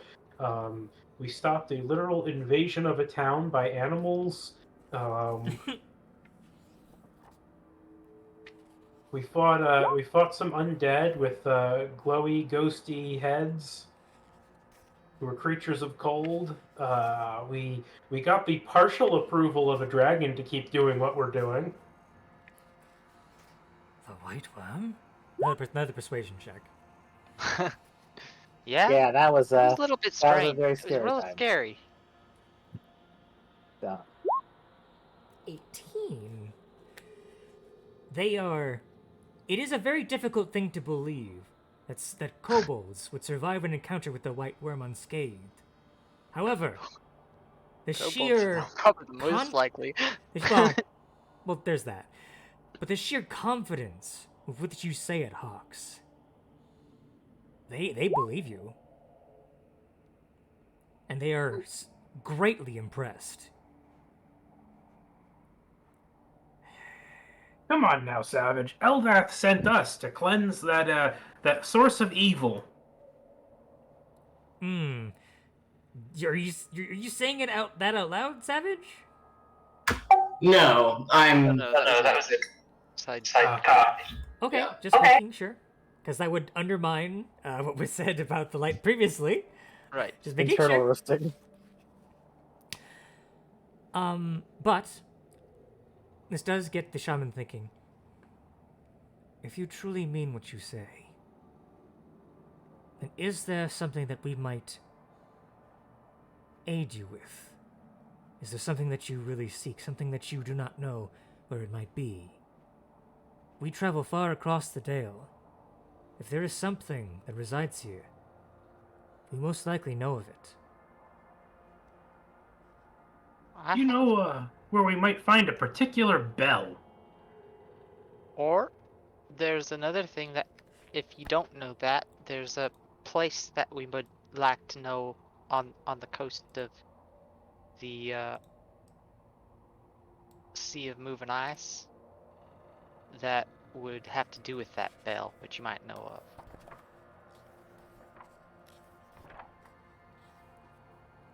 A bell, you say? Something about a whale and a ship.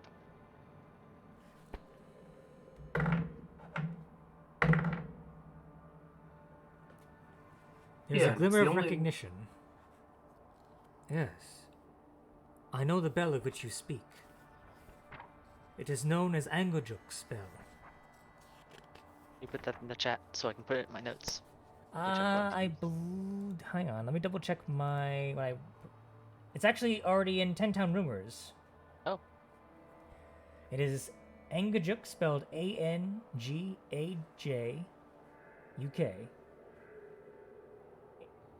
It's the first rumor that you see when you look at, Oh! Shh! And I put that in GM notes. I am so sorry. Gosh darn it. I messed up. so Tin Town Rumors actually has... Yes, it had information that- on it and Oh. blah. See, I was making the notes in the Tin Town Rumors as you were going.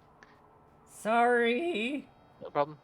You can just copy paste and paste it over that, because all of that stuff is I am. Redundant and also madness. right. Forgive me. There you go. Here we go. Look at that. It's fixed. How about them apples? There you go. And then you can put, is Angajuk's bell the name Yes. in there already? Yes, should be at the very top. Yeah. Okay. Sorry about that. No problem. Alright, Say that. so I have moved over to the large-scale Icewind Dale map.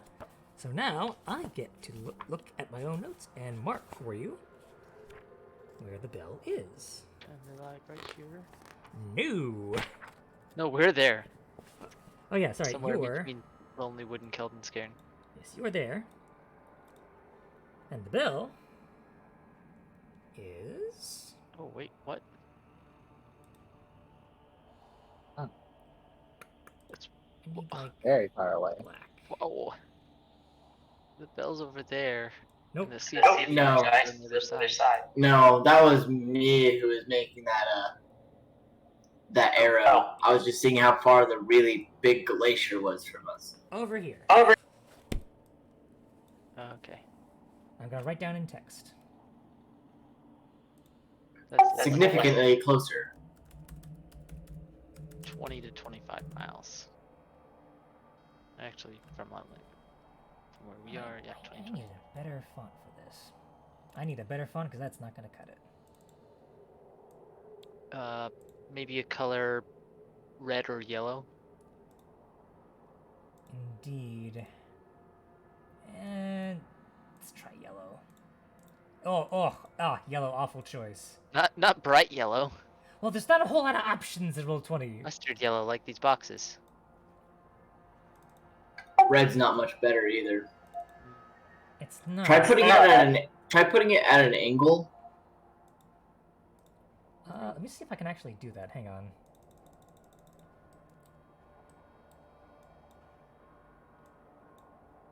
Look at the color options. I wonder if like Is that helpful? I mean, hang on. Maybe orange or brown maybe would just work. make it text bigger.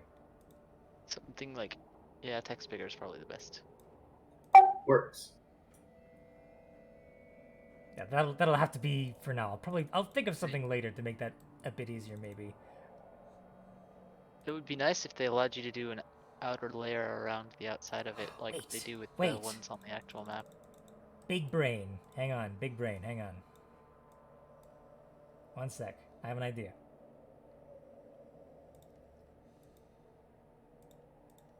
One second.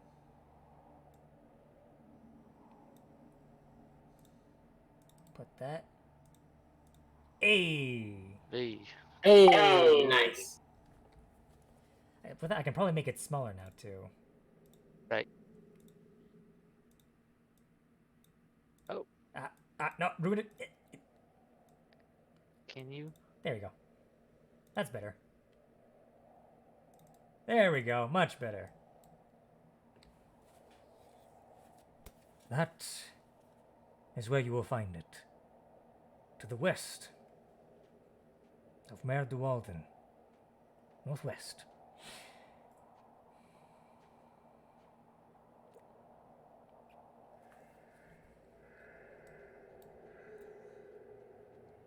Is that all you wish to seek? Perhaps something that you had no clue of where to look.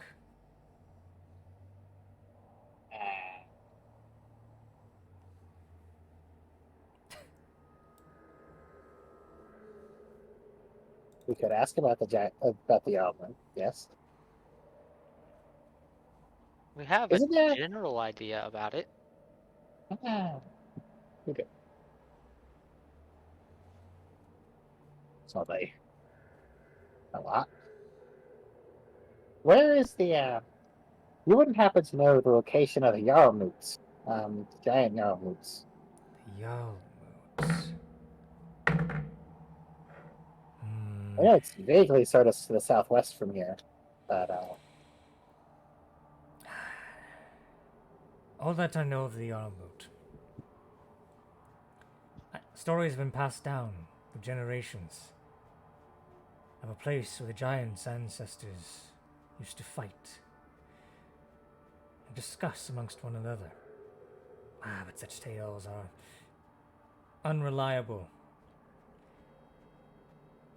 All that I know is that the location of where such a place might be is where the storm is strongest. So although they cannot tell you its exact location, they can narrow down your search to a slightly smaller location.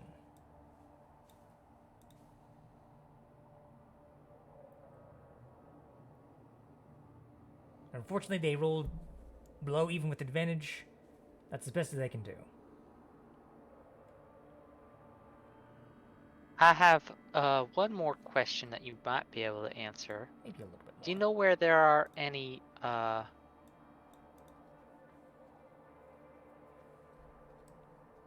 fastnesses of Eldath? Sacred groves? They're usually in big forests or somewhere kind of near civilization, but not too close.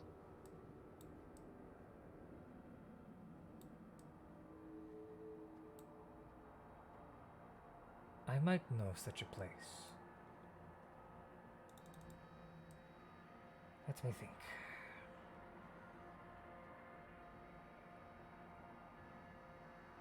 She kind of sits down in the snow and closes her eyes. I have never been there myself, but I know of a spring called the Evermelt.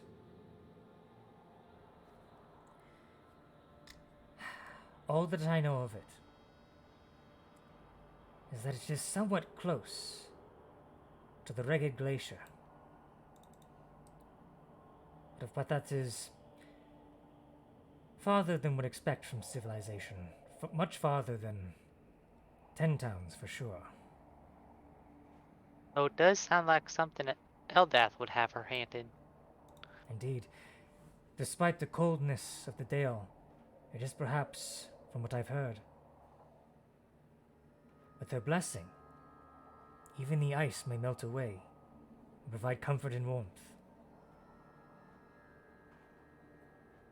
But I do not know where it truly is. All I know is that it resides somewhere near the glacier.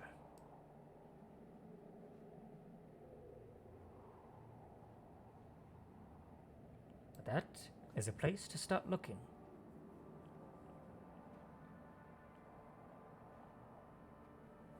It's a pretty remote region. Yeah, it's It is. From what I know, definitely out of the way, but if we're over there in that area, then we'll know there's somewhere we can go safe nearby. from what I understand from the tales that I've heard, it is only so remote as to help those who are lost, who stumble upon it. A sort of respite from those who stray too far.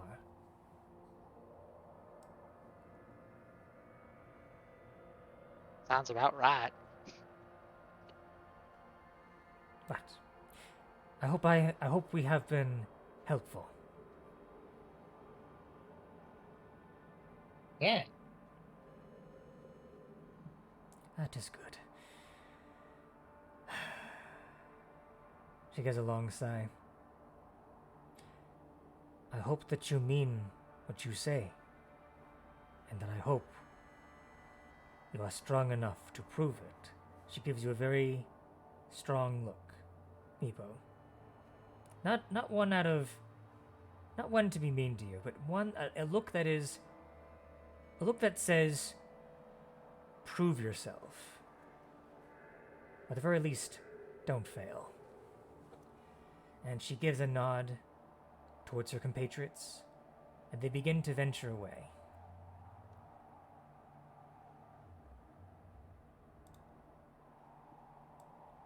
However, that does leave you with the second part of your journey. Before we get too much further, I do want to remind you guys of that owl. And let you guys know that it may actually be a friend of mine's companion, although it could have just been following that person.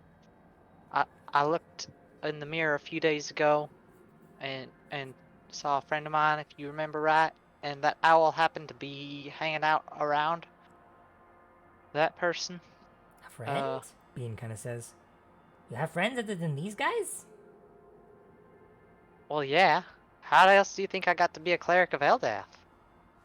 I mean, like isn't there like a usual way? Like, do they talk to you in your dreams and like, you are chosen, you are my disciples? I mean, is that not how it Oh, works? I was trained by a druid, Oh, well, that's but clearly. there's also another druid, and that's the one I'm talking about. Well, that completely blew my expectations out of the water. Shows what I know.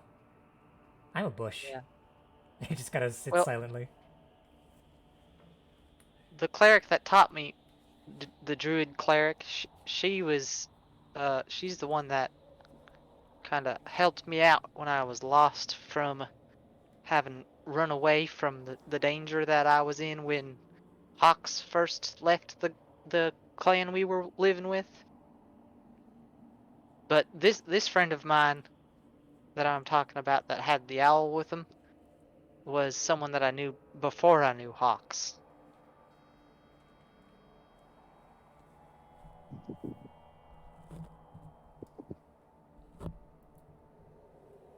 You do remember, Hawks, that the clan that the tribe that you were in, kind of adopted Meepo into their ranks. Meepo was not originally from that clan. You do remember that.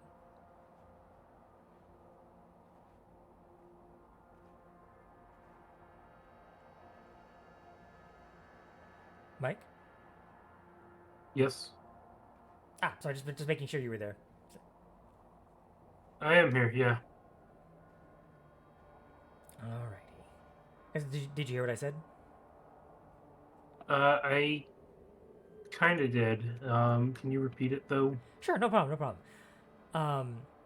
So you do recall, as Hawks, that Meepo was not originally part of your tribe. Meepo was kind of adopted into the tribe. Because of her healing abilities, if I recall. But she was not originally from your clan. No, that was before I was ever a cleric. Oh, it was before you were clear? Okay, never mind. Right, Yeah, I thought that she became a cleric after right. Still, all the shenanigans happened, The and point- At the therefore time when was he the was becoming a fighter, I was becoming a cleric. the point stands though that But Meepo was when not we knew each originally other, part we of the were clan. just Is what I'm regular trying to kobolds. say. was she not? No, I was not. I was part of the clan, but not from birth. She was not born in the Ah. clan. She was adopted into the clan. I see. Okay. So, that's huh.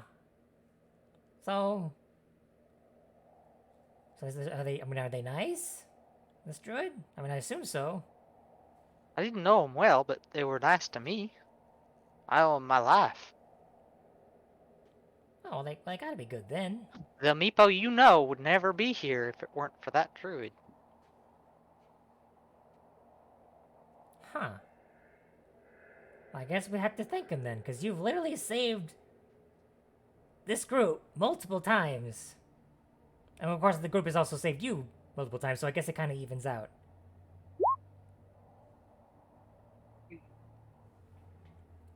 It's all about teamwork. I am a fully contributing member, fully pulling my own weight. This is true. Just nervous rustle of the branches. Yeah, I mean, like, your berries have literally saved lives in the past. We're not contesting. We're not going to contest that notion. Okay, phew. So yeah, you have nothing to be concerned about in that regard.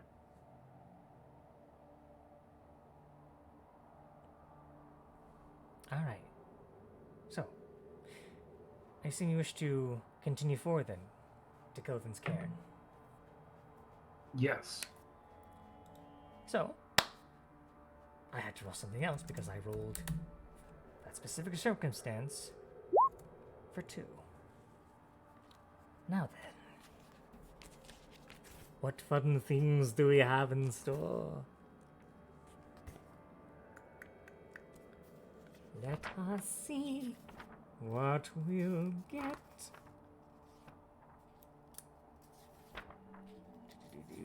Sorry, I was interrupted. I did not hear the last about 2 minutes of conversation. Wait, what? Nope, I was discussing something with my sisters because they are going out of town. Sorry.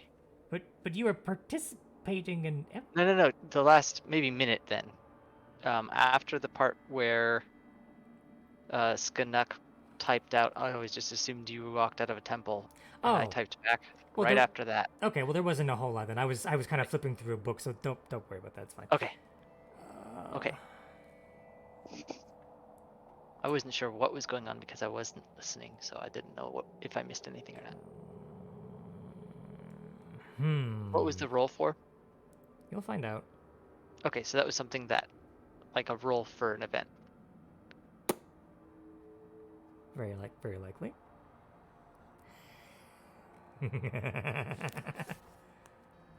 Oh, and it's a fun event Well, for the GM. fun for me.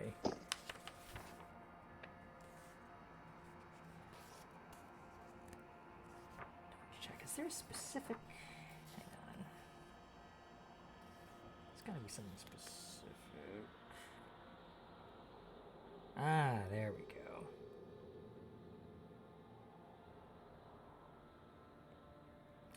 I get to roll something else. Ah, fun.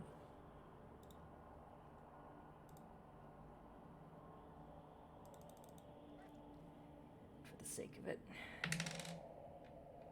Good. Alright, I need to make some adjustments.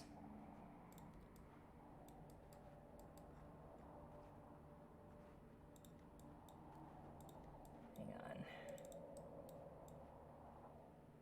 Oh, that's why that is. There we go.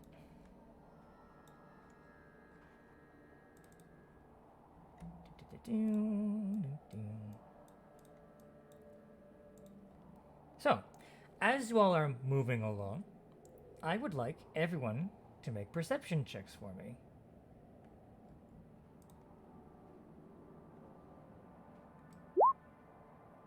You know, sometimes in life, my characters seem more perceptive than I am. And this is one of those times. Aww. It's okay. It's okay, man. Like it's getting late anyway. Hey, I actually rolled low. Hey, look at that. Well, that's four Look, failures three then. 2 failures 13s for and each 2 one. natural ones. Okay then. Well. Okay then. I'll have to. Although one of the 13s was the disadvantage roll. Hang on. Double check it. Do I have? Okay, yes I do. Good.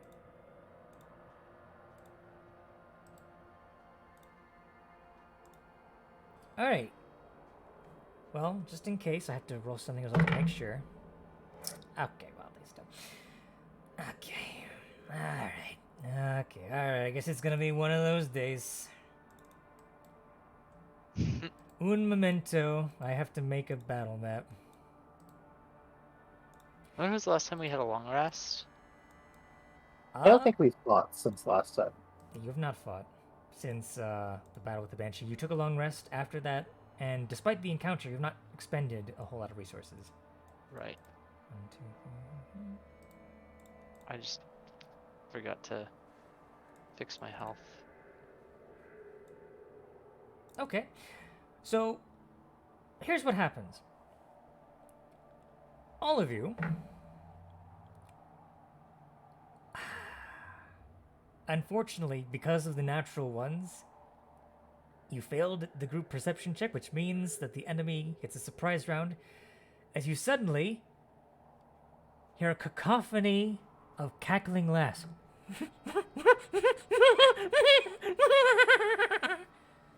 As a group of gnolls leaps up from the snow, hidden from sight. And I'm going to bring you to a battle map.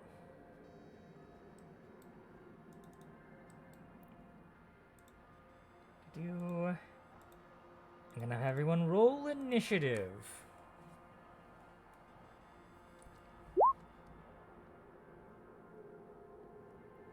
Oh, there. Far too close to Skunk. Unacceptable. Unacceptable situation. Very surprised. Very unacceptable. I also need to adjust the camera. That's a lot of nulls. It is a lot of gnolls. Oh, I know what these are. It's a herd of porcupines. One of them They points. don't look too friendly. One of them points and laughs. Let's see here. All right, everything is good on the stream end. Good. Very good. But not for you. Let's fix out some music. How about...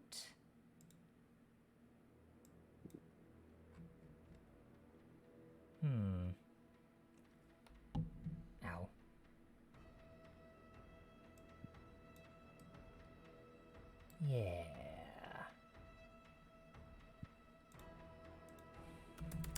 And also rolling for them. Oh, freaking! It's /R. GM /R. Okay. And then Muerte. Okay, good, good, good, good. Between the two of us, who goes first? You do. You roll the natural 20. I suppose Even that though is your true. my dex is higher, Yep, you're your correct. natural 20 probably trumps it. Yeah, you're correct. Natural 20 trumps it. So, because of the surprise round, the gnomes will move as per their turn. Let me double check their stats. See what their tactic is going to be.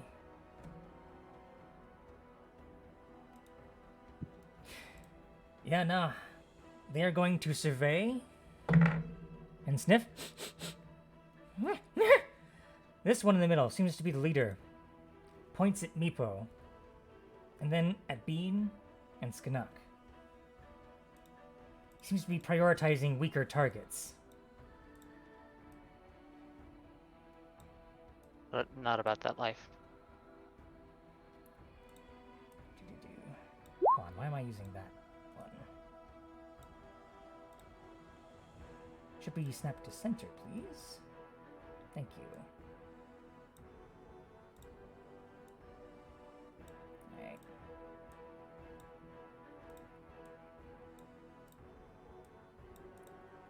Do-do-do. However, not all of them can make it in time. Or make it in the right distance, so they're going to attack who they can. So, ow. I keep hitting my microphone with my headphones. It's going to be 2 attacks against Meepo with their spears. Or actually, no. I'm reading this wrong. So, because even though this is a surprise round, because my initiative is already passed, or because Hawk's initiative is already passed, I should be able to take reactions, right? That is true. You can. Okay. You absolutely Savage, can. are you at the... Is Savage at the level where he doesn't get surprised? That's Or next is level. that a 7th level? Okay. Okay, so they're actually just Okay. gonna... Yeah, 2 spears at Meepo. That's a natural 1 and a 10. It's okay. And that's also okay, I think. I think my AC is 15. Yep. Shield and everything.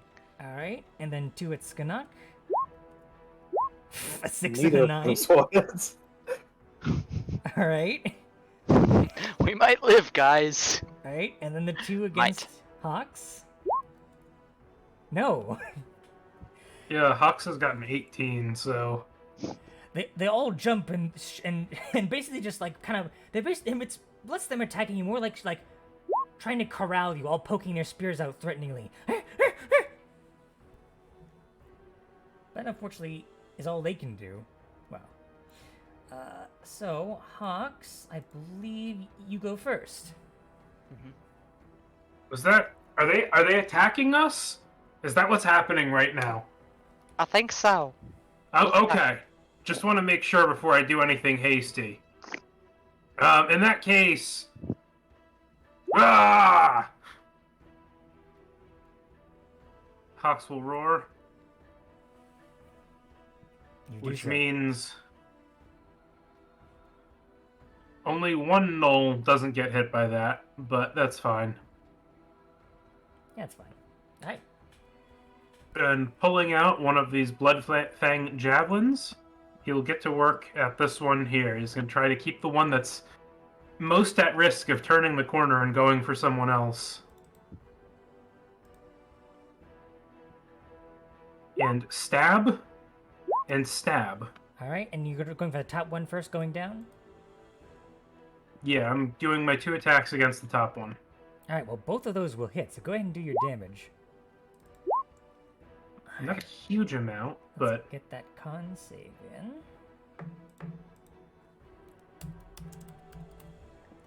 have a big bonus. That is a failure. So they are slowed by the wording of the spell. Oh, sorry, by the wording of the javelin. Specifically, the top one is, because I did not attack the second one. Yeah, specifically the top one. So this. Good amount of damage. Let's see. 10, 15. Should be 15 total. 15 total. All right. A decisive blow as you spear right into the thick of the shoulder. And it is severely wounded. But it laughs as you pierce it.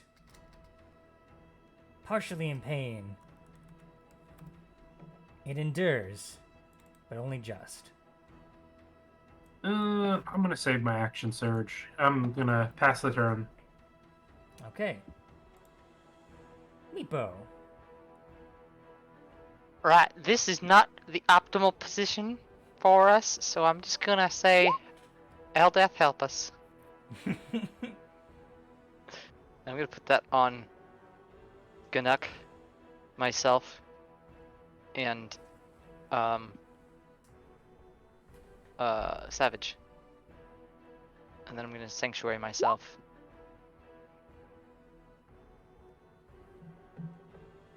Alright.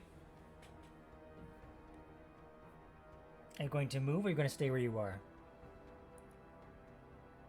I'm gonna stay where I am. Actually, yeah, I'm gonna stay where I am. Okay. With Sanctuary on, at least. The bloodlust begins anew. Aww. Carefully considering her next victim. She has chosen the weakest link. He smells his blood.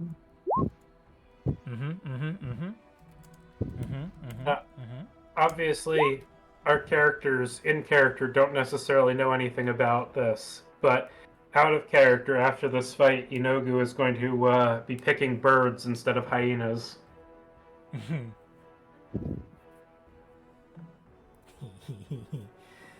Alright. That is, you watch as Muerte leaps over both the hawks and the knoll and just plunges her axe-like beak into the knoll, driving him into the snow, just nearly bisecting him in half. She lets out a screech like none other. Now it's the knoll's turns.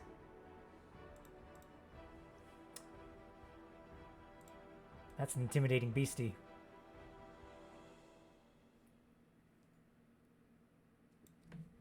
The beastie needs to die. The knoll will attempt to strike Muerte. Oh, you have only made her stronger. A 14 will hit Muerte. Let's see here. That is using with two hands as well. He doesn't have a shield. For 7 points of piercing damage. As Muerte gets caught in the leg, and then all cackles at her, which only makes her angrier and more out for blood.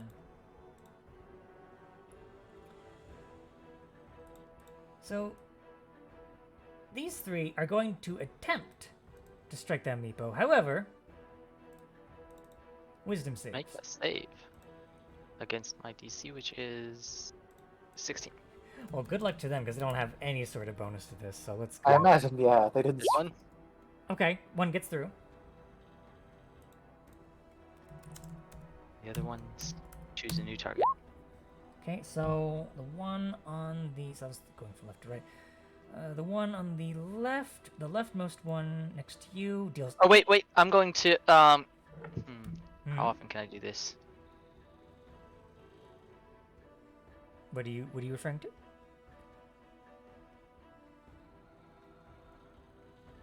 Are you referring to the new boon that you have received?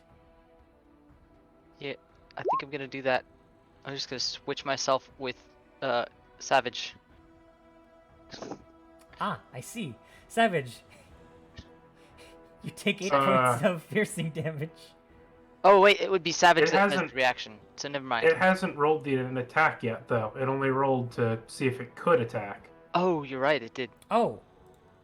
Right. I was just thinking that high Okay. number was the armor class beating thing. Anyway, Savage, you can do this as a reaction if it hits me. Or if it hits Canuck. Satone. That'll hit me. I will actually use my reaction to switch places with them, which will put me in a good position to fight them next. Right. Alright. Alley-oop. As Meepo backflips off of Savage. Savage just like teleports next to me and pushes me off into this next area where he was. Alright, with the blessing of Eldath. Switch place. The gnolls all go. Huh? They all stop laughing. As they're amazed. What's that? However, that does mean you're going to take their attacks in Meepo's place, though. So, a natural 1 and a 19. Okay.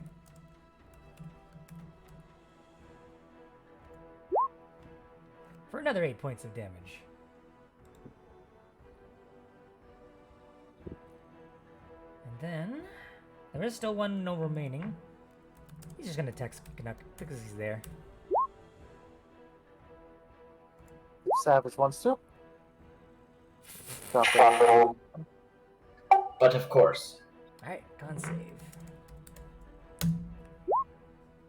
10. blinded. Blinded by the lights. Blinded. No, I can't. Oh. Used your reaction to teleport. Damn. Yep. A lot of things use your reaction. That's very unfortunate. Yeah, emboldening or protective bond uses my reaction. The sword uses my reaction. My tail uses my reaction. That is just very unfortunate. Oh well. Next time. And unusual. First, this one on the end that only has a shot at Skinnock is going to make wisdom save. Okay. Wait. We're just messing with that. 2. Creature is charmed for 1 minute. It has a speed of 0, is incapacitated. Creature repeats its saving throw at the end of each of its turns, ending the effect on a success.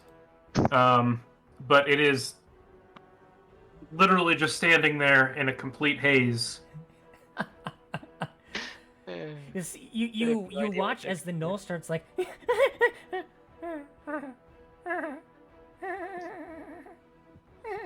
just starts mumbling and laughing to itself as it's thoroughly entranced. Alright, that means though, it is your turn, Savage. I love this combo. Meepo and Skinnock, or Meepo and Hawks.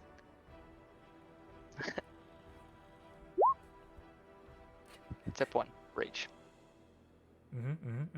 Good. Yeah. As a good barbarian does. Very strong, very good. For step 2, my rage is going to take on the form of...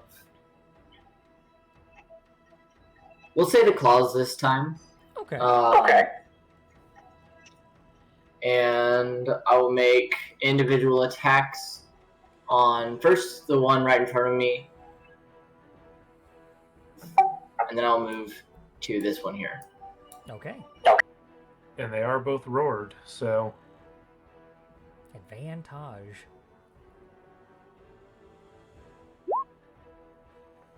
That'll hit. 10 points of damage. Still up. 18 will hit. Roll the damage. Alright, the one below you. Still damaged, and then I believe with the claws you have a third attack, correct? Yes. Okay. You still up after that? He is still He's just still barely. up just barely. Okay. A 13. Okay, let me double check. I need to double check their AC.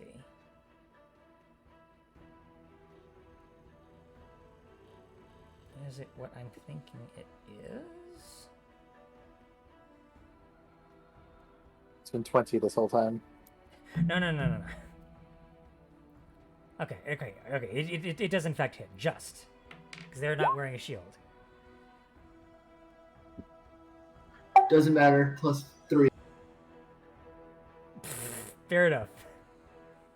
Ooh, I used my emboldening bond to hit the creature. Alright. Slash. Boom.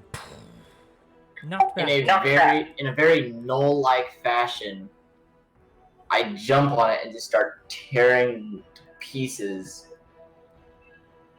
Oh shit. You lay into this creature, you jump on him, and you basically just jump into the space. Hang on, let me. And just start tearing chunks off of him. The other gnolls, surprisingly, start clapping. Getting into the frenzy along with you. Savage has fans, I see. Seems so. That'll end my turn. Alright. Skinnock.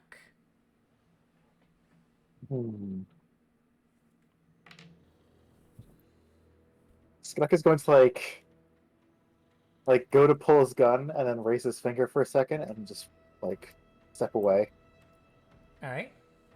So that will... Opportunity attack and all. So thankfully only 2 attacks of opportunity because that boyo is out of the picture, shall we say. This one is charmed, isn't it? Yeah, there's one that can't do anything. It's incapacitated. I know, I already mentioned that one. I'm talking about... oh, I know, just the one guy, never mind. Yeah, there's also one that's dead. I'm sorry, guys. No, it's all good. It's just It's getting Yeah. it's getting late. So I have 20 though. Back off. Back out. Bounces off your shield. Alright. Still got your action. Still got my action. Where is my thingy? Ah, yes. Ooh. Which one was that at? That was at this one, the one that took a swing at me. And Alright. actually, that would have been at advantage. It would. yes. Oh yeah, because of the roar. Eldath declares 21. 21. Damage. Okay. So that'll be 12 fire damage. Alright. 12 fire damage. There it is. Alright. Burned, but still slobbering from the mouth, clearly desiring something to eat. Namely you. But, considering how the battle's going, probably not in its future. Anyway, is that your turn? Yeah, I don't really have bonus actions. I Bonus still think actions that aren't a is thing my here, base. thank you. They're not. We have only actions and reactions. Alright, Hawks. I'm going to scoop our little bush friend onto my shoulder as I turn huge. Not huge, but large. And my intent was to end up kind of in... oh yeah, that would have been the right space. Yes. So like that, I will go big. My roar is still in effect from the last turn, so I will make 2 attacks against this guy Alright. with advantage. Get him, buddy. A Get very him. large javelin now. Stab, stab. Okay. Bush hiding behind you, going, "Yeah, get him." And I'm going to add a d6 to one of those. Well, okay. Well, let's see here. Get him, boss. 4, 3, 7. 7, 14, that's... I think that's 17, I if my math is I right. think it is. Did not take him down, but he is severely wounded. Just the sheer force of your blow, driving him down into the snow as you pierce his hide. And I feel like doing more stuff, so I'm going to do more stuff, as is the privilege of a fighter. Then do it. That is a good privilege. Yes. So I'm going to take two more, or I'm going to take one more stab at him, and then potentially one stab at the guy next to Savage. All right. Stab, That'll just hit. All right. and then That'll be enough to knock him down as you drive the javelin straight into his chest as it plunges him into the snow. And then at the other one, oh. And in this case, I am not in the emboldening bond. So, don't think that actually hits then. Fortunately, that will just miss. Unfortunately. But you took one down. Yeah, that's fine by me. Alright. Meepo Molo.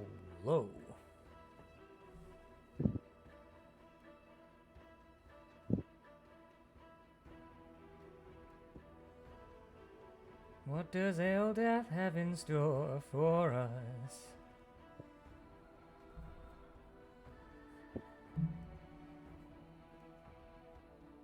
Will it be some healing or a buff?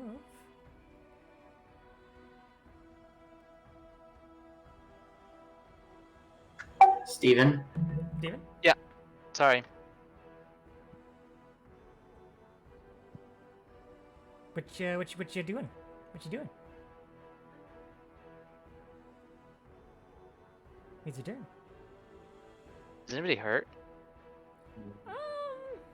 Yes. Yeah, Savage and Savages. Muerte. Right. Then I guess I will lay on hands. Or no, I'll healing word. Not gonna move closer.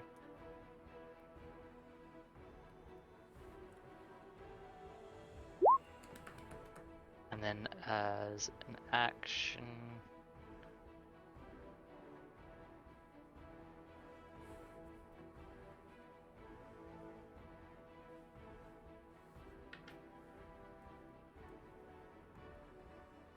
I'm going to cast resistance on Skanuk. Okay.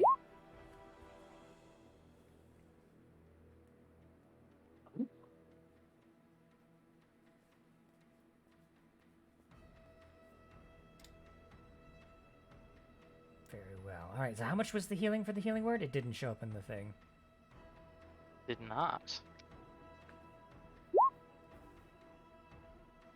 Ah. So 6. All right. 6 then.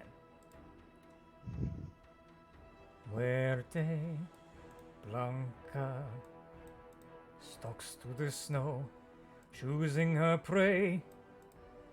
Who will she kill? You. You missed a prime opportunity for a rhyme. Stalks through the snow, seeking her foe, not prey. Well.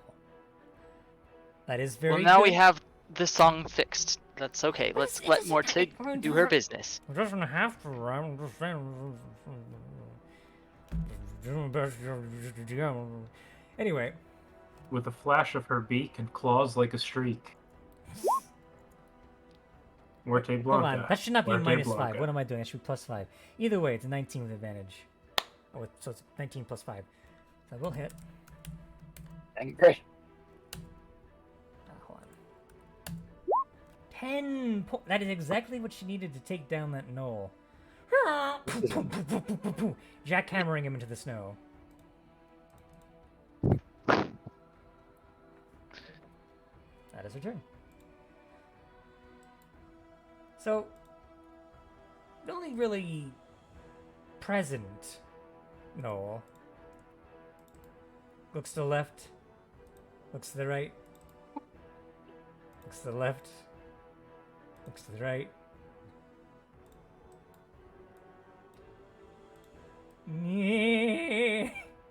Opportunity attacks. Let's see, dash. Actually, I can get farther than that. Not rolling great now that I'm big. I haven't used a weapon. I haven't used a javelin when I'm this big yet, so I've still got to get used to it. Yeah. Unfortunate. Both of you will miss. As it seems, as it kind of Scooby-Doo runs, like, and just like runs out of the way. Wouldn't I Morte think have also Savage gotten one? hits. Oh yeah, he's got the embolden. That's true, he does. Okay, roll damage, Savage. Alright, it is not enough to take him down, but he has been bloodied, knocking him down to at least half. Wouldn't Morte have also gotten Hold on. a peck? She he was would here? have. And because he took damage, The dream team. the dream frickin' on. Unfortunate. I don't- Morte's still busy stomping on the previous knoll. Which Yeah. way did he run?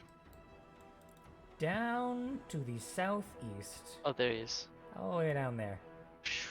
Still technically on screen, not for the stream, but for the purposes of the battle map. Other Noel's just kind of... Just kind of drooling on himself, Pretty much. Savage. which isn't any different from normal. Very true. He does repeat the saving throw at the end of his turn. Does he? So he does get a save. Yes. But hitting him doesn't stop it. Like, a lot of charmed effects end if you attack them, and this is a charmed effect that does not end when you attack them. That's cool. Natural 20. Okay. But he still doesn't get that turn. Correct. He suddenly laughs. And like... as he suddenly sees all his friends dead. That's me, man. Except for one. He just kind of reaches out. And the other one just gives the figure as he runs away. Not our among gnolls. No love among gnolls. Savage.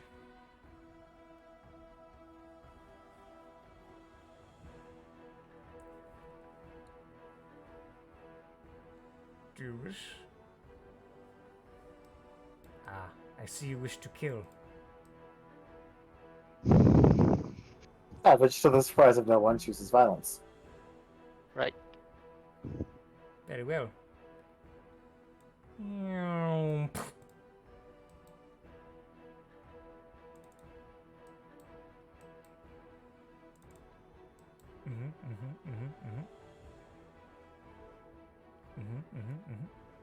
And I assume that was your dash, right? Because are you muted or are you? Oh, sorry. I meant to be pushing my button. So if I move here, I don't have a speed. I only have a speed of 40. If I dash, I get right here. I'd be within range to make a opportunity attack. Indeed.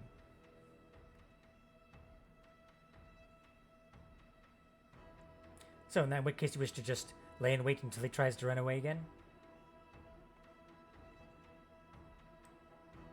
I assume?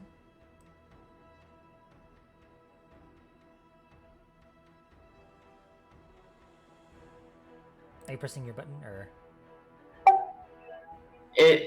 Yeah, for some reason my button only lasts for like a few seconds. It'll suck because as I end my turn, my rage will end. So I will go ahead and Draconic Roar as a bonus action, just so that it's set up. Very good. Alright. Skinook. You're 70 feet away from him. Yes. Yes, that's Oh, wait. not far enough. Yeah. Before I end my turn, can I... Ooh. Hmm? What kind of range is it on the Crescent Moon's favor? Ah, Oh, on what? excellent Elda? question. I'm going to say... Let's say 60 feet. Oh, on So if I stayed, like, kind of where I was, Mm-hmm. did not roar. Mm-hmm. Used the Crescent Moon's favor. What kind of damage is that on a ethereal longbow? Well, would you like to find out if when I make this attack? Please. You'll find. Well, you will in fact find out. That is 3d6 plus 4 radiant damage. As he is obliterated. Oof.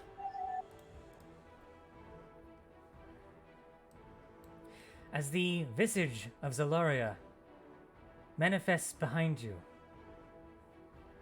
she gives you a solemn nod and a smile. She draws her bow, explodes in a brilliant shining of moonlight, and the knoll is dead. And she fades. That is We have 1 3 out of uses 3. of that per day. 3 uses of that per day. As a group. As a group. So anyone can use it. So you can, I will say out of character, you can decide, you know, if it's wise to use a charge or not. Even though it's not a magical item, it basically goes on a charge system. So basically get 3 charges a day. And each usage of it is 1 charge.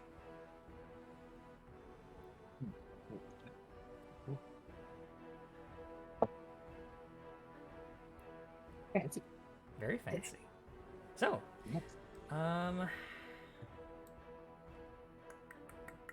It's late. is very late. Also, there's only 1 enemy remaining. Oh yeah, there is one enemy remaining. I forgot that. So, for the sake of expediency, and because I don't think he's going to get away from all of you, and especially not Muerte, how would you all like to end him as a group? I'll leave it to Skinnock and Hawks. I want to see if I get like a nat 20, and if not, I'll just assume that Marte eats him. Alright, go ahead, give me that nat 20. 18. 18. Alright. So he takes 18 points of fire damage and is lightly cooked when Marte gets to him. Wow. Still a charred, smoking body, just barely holding on. You know, for laughs, I'll say Hawks trundles over and attempts to grapple him and hold him in place for Muerte. Even though Muerte already does have advantage, it just helps. Yeah. So that's a athletics plus a d6. So I would move over to Hawks and cure wounds on him.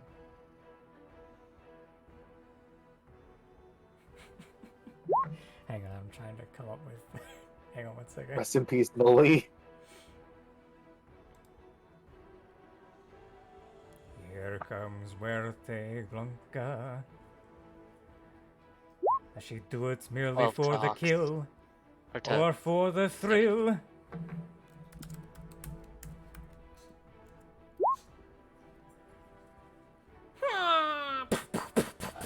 Boom, boom, boom, boom, boom. Jackhammered, you can feel the force of each individual blow against your massive form, Hawks. And it is very uncomfortable, as now there is blood and viscera all over your body.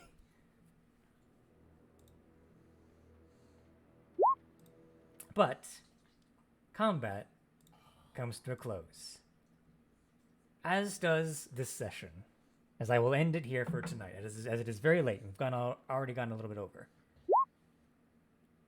I think we did a pretty good job handling this porcupine ambush.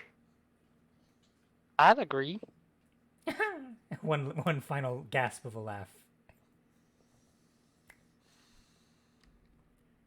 But yes, for there, I will end it, and I will end the stream right there as well. So, thank you so much for watching, and hopefully, we'll see you next time. Bye-bye. Bye.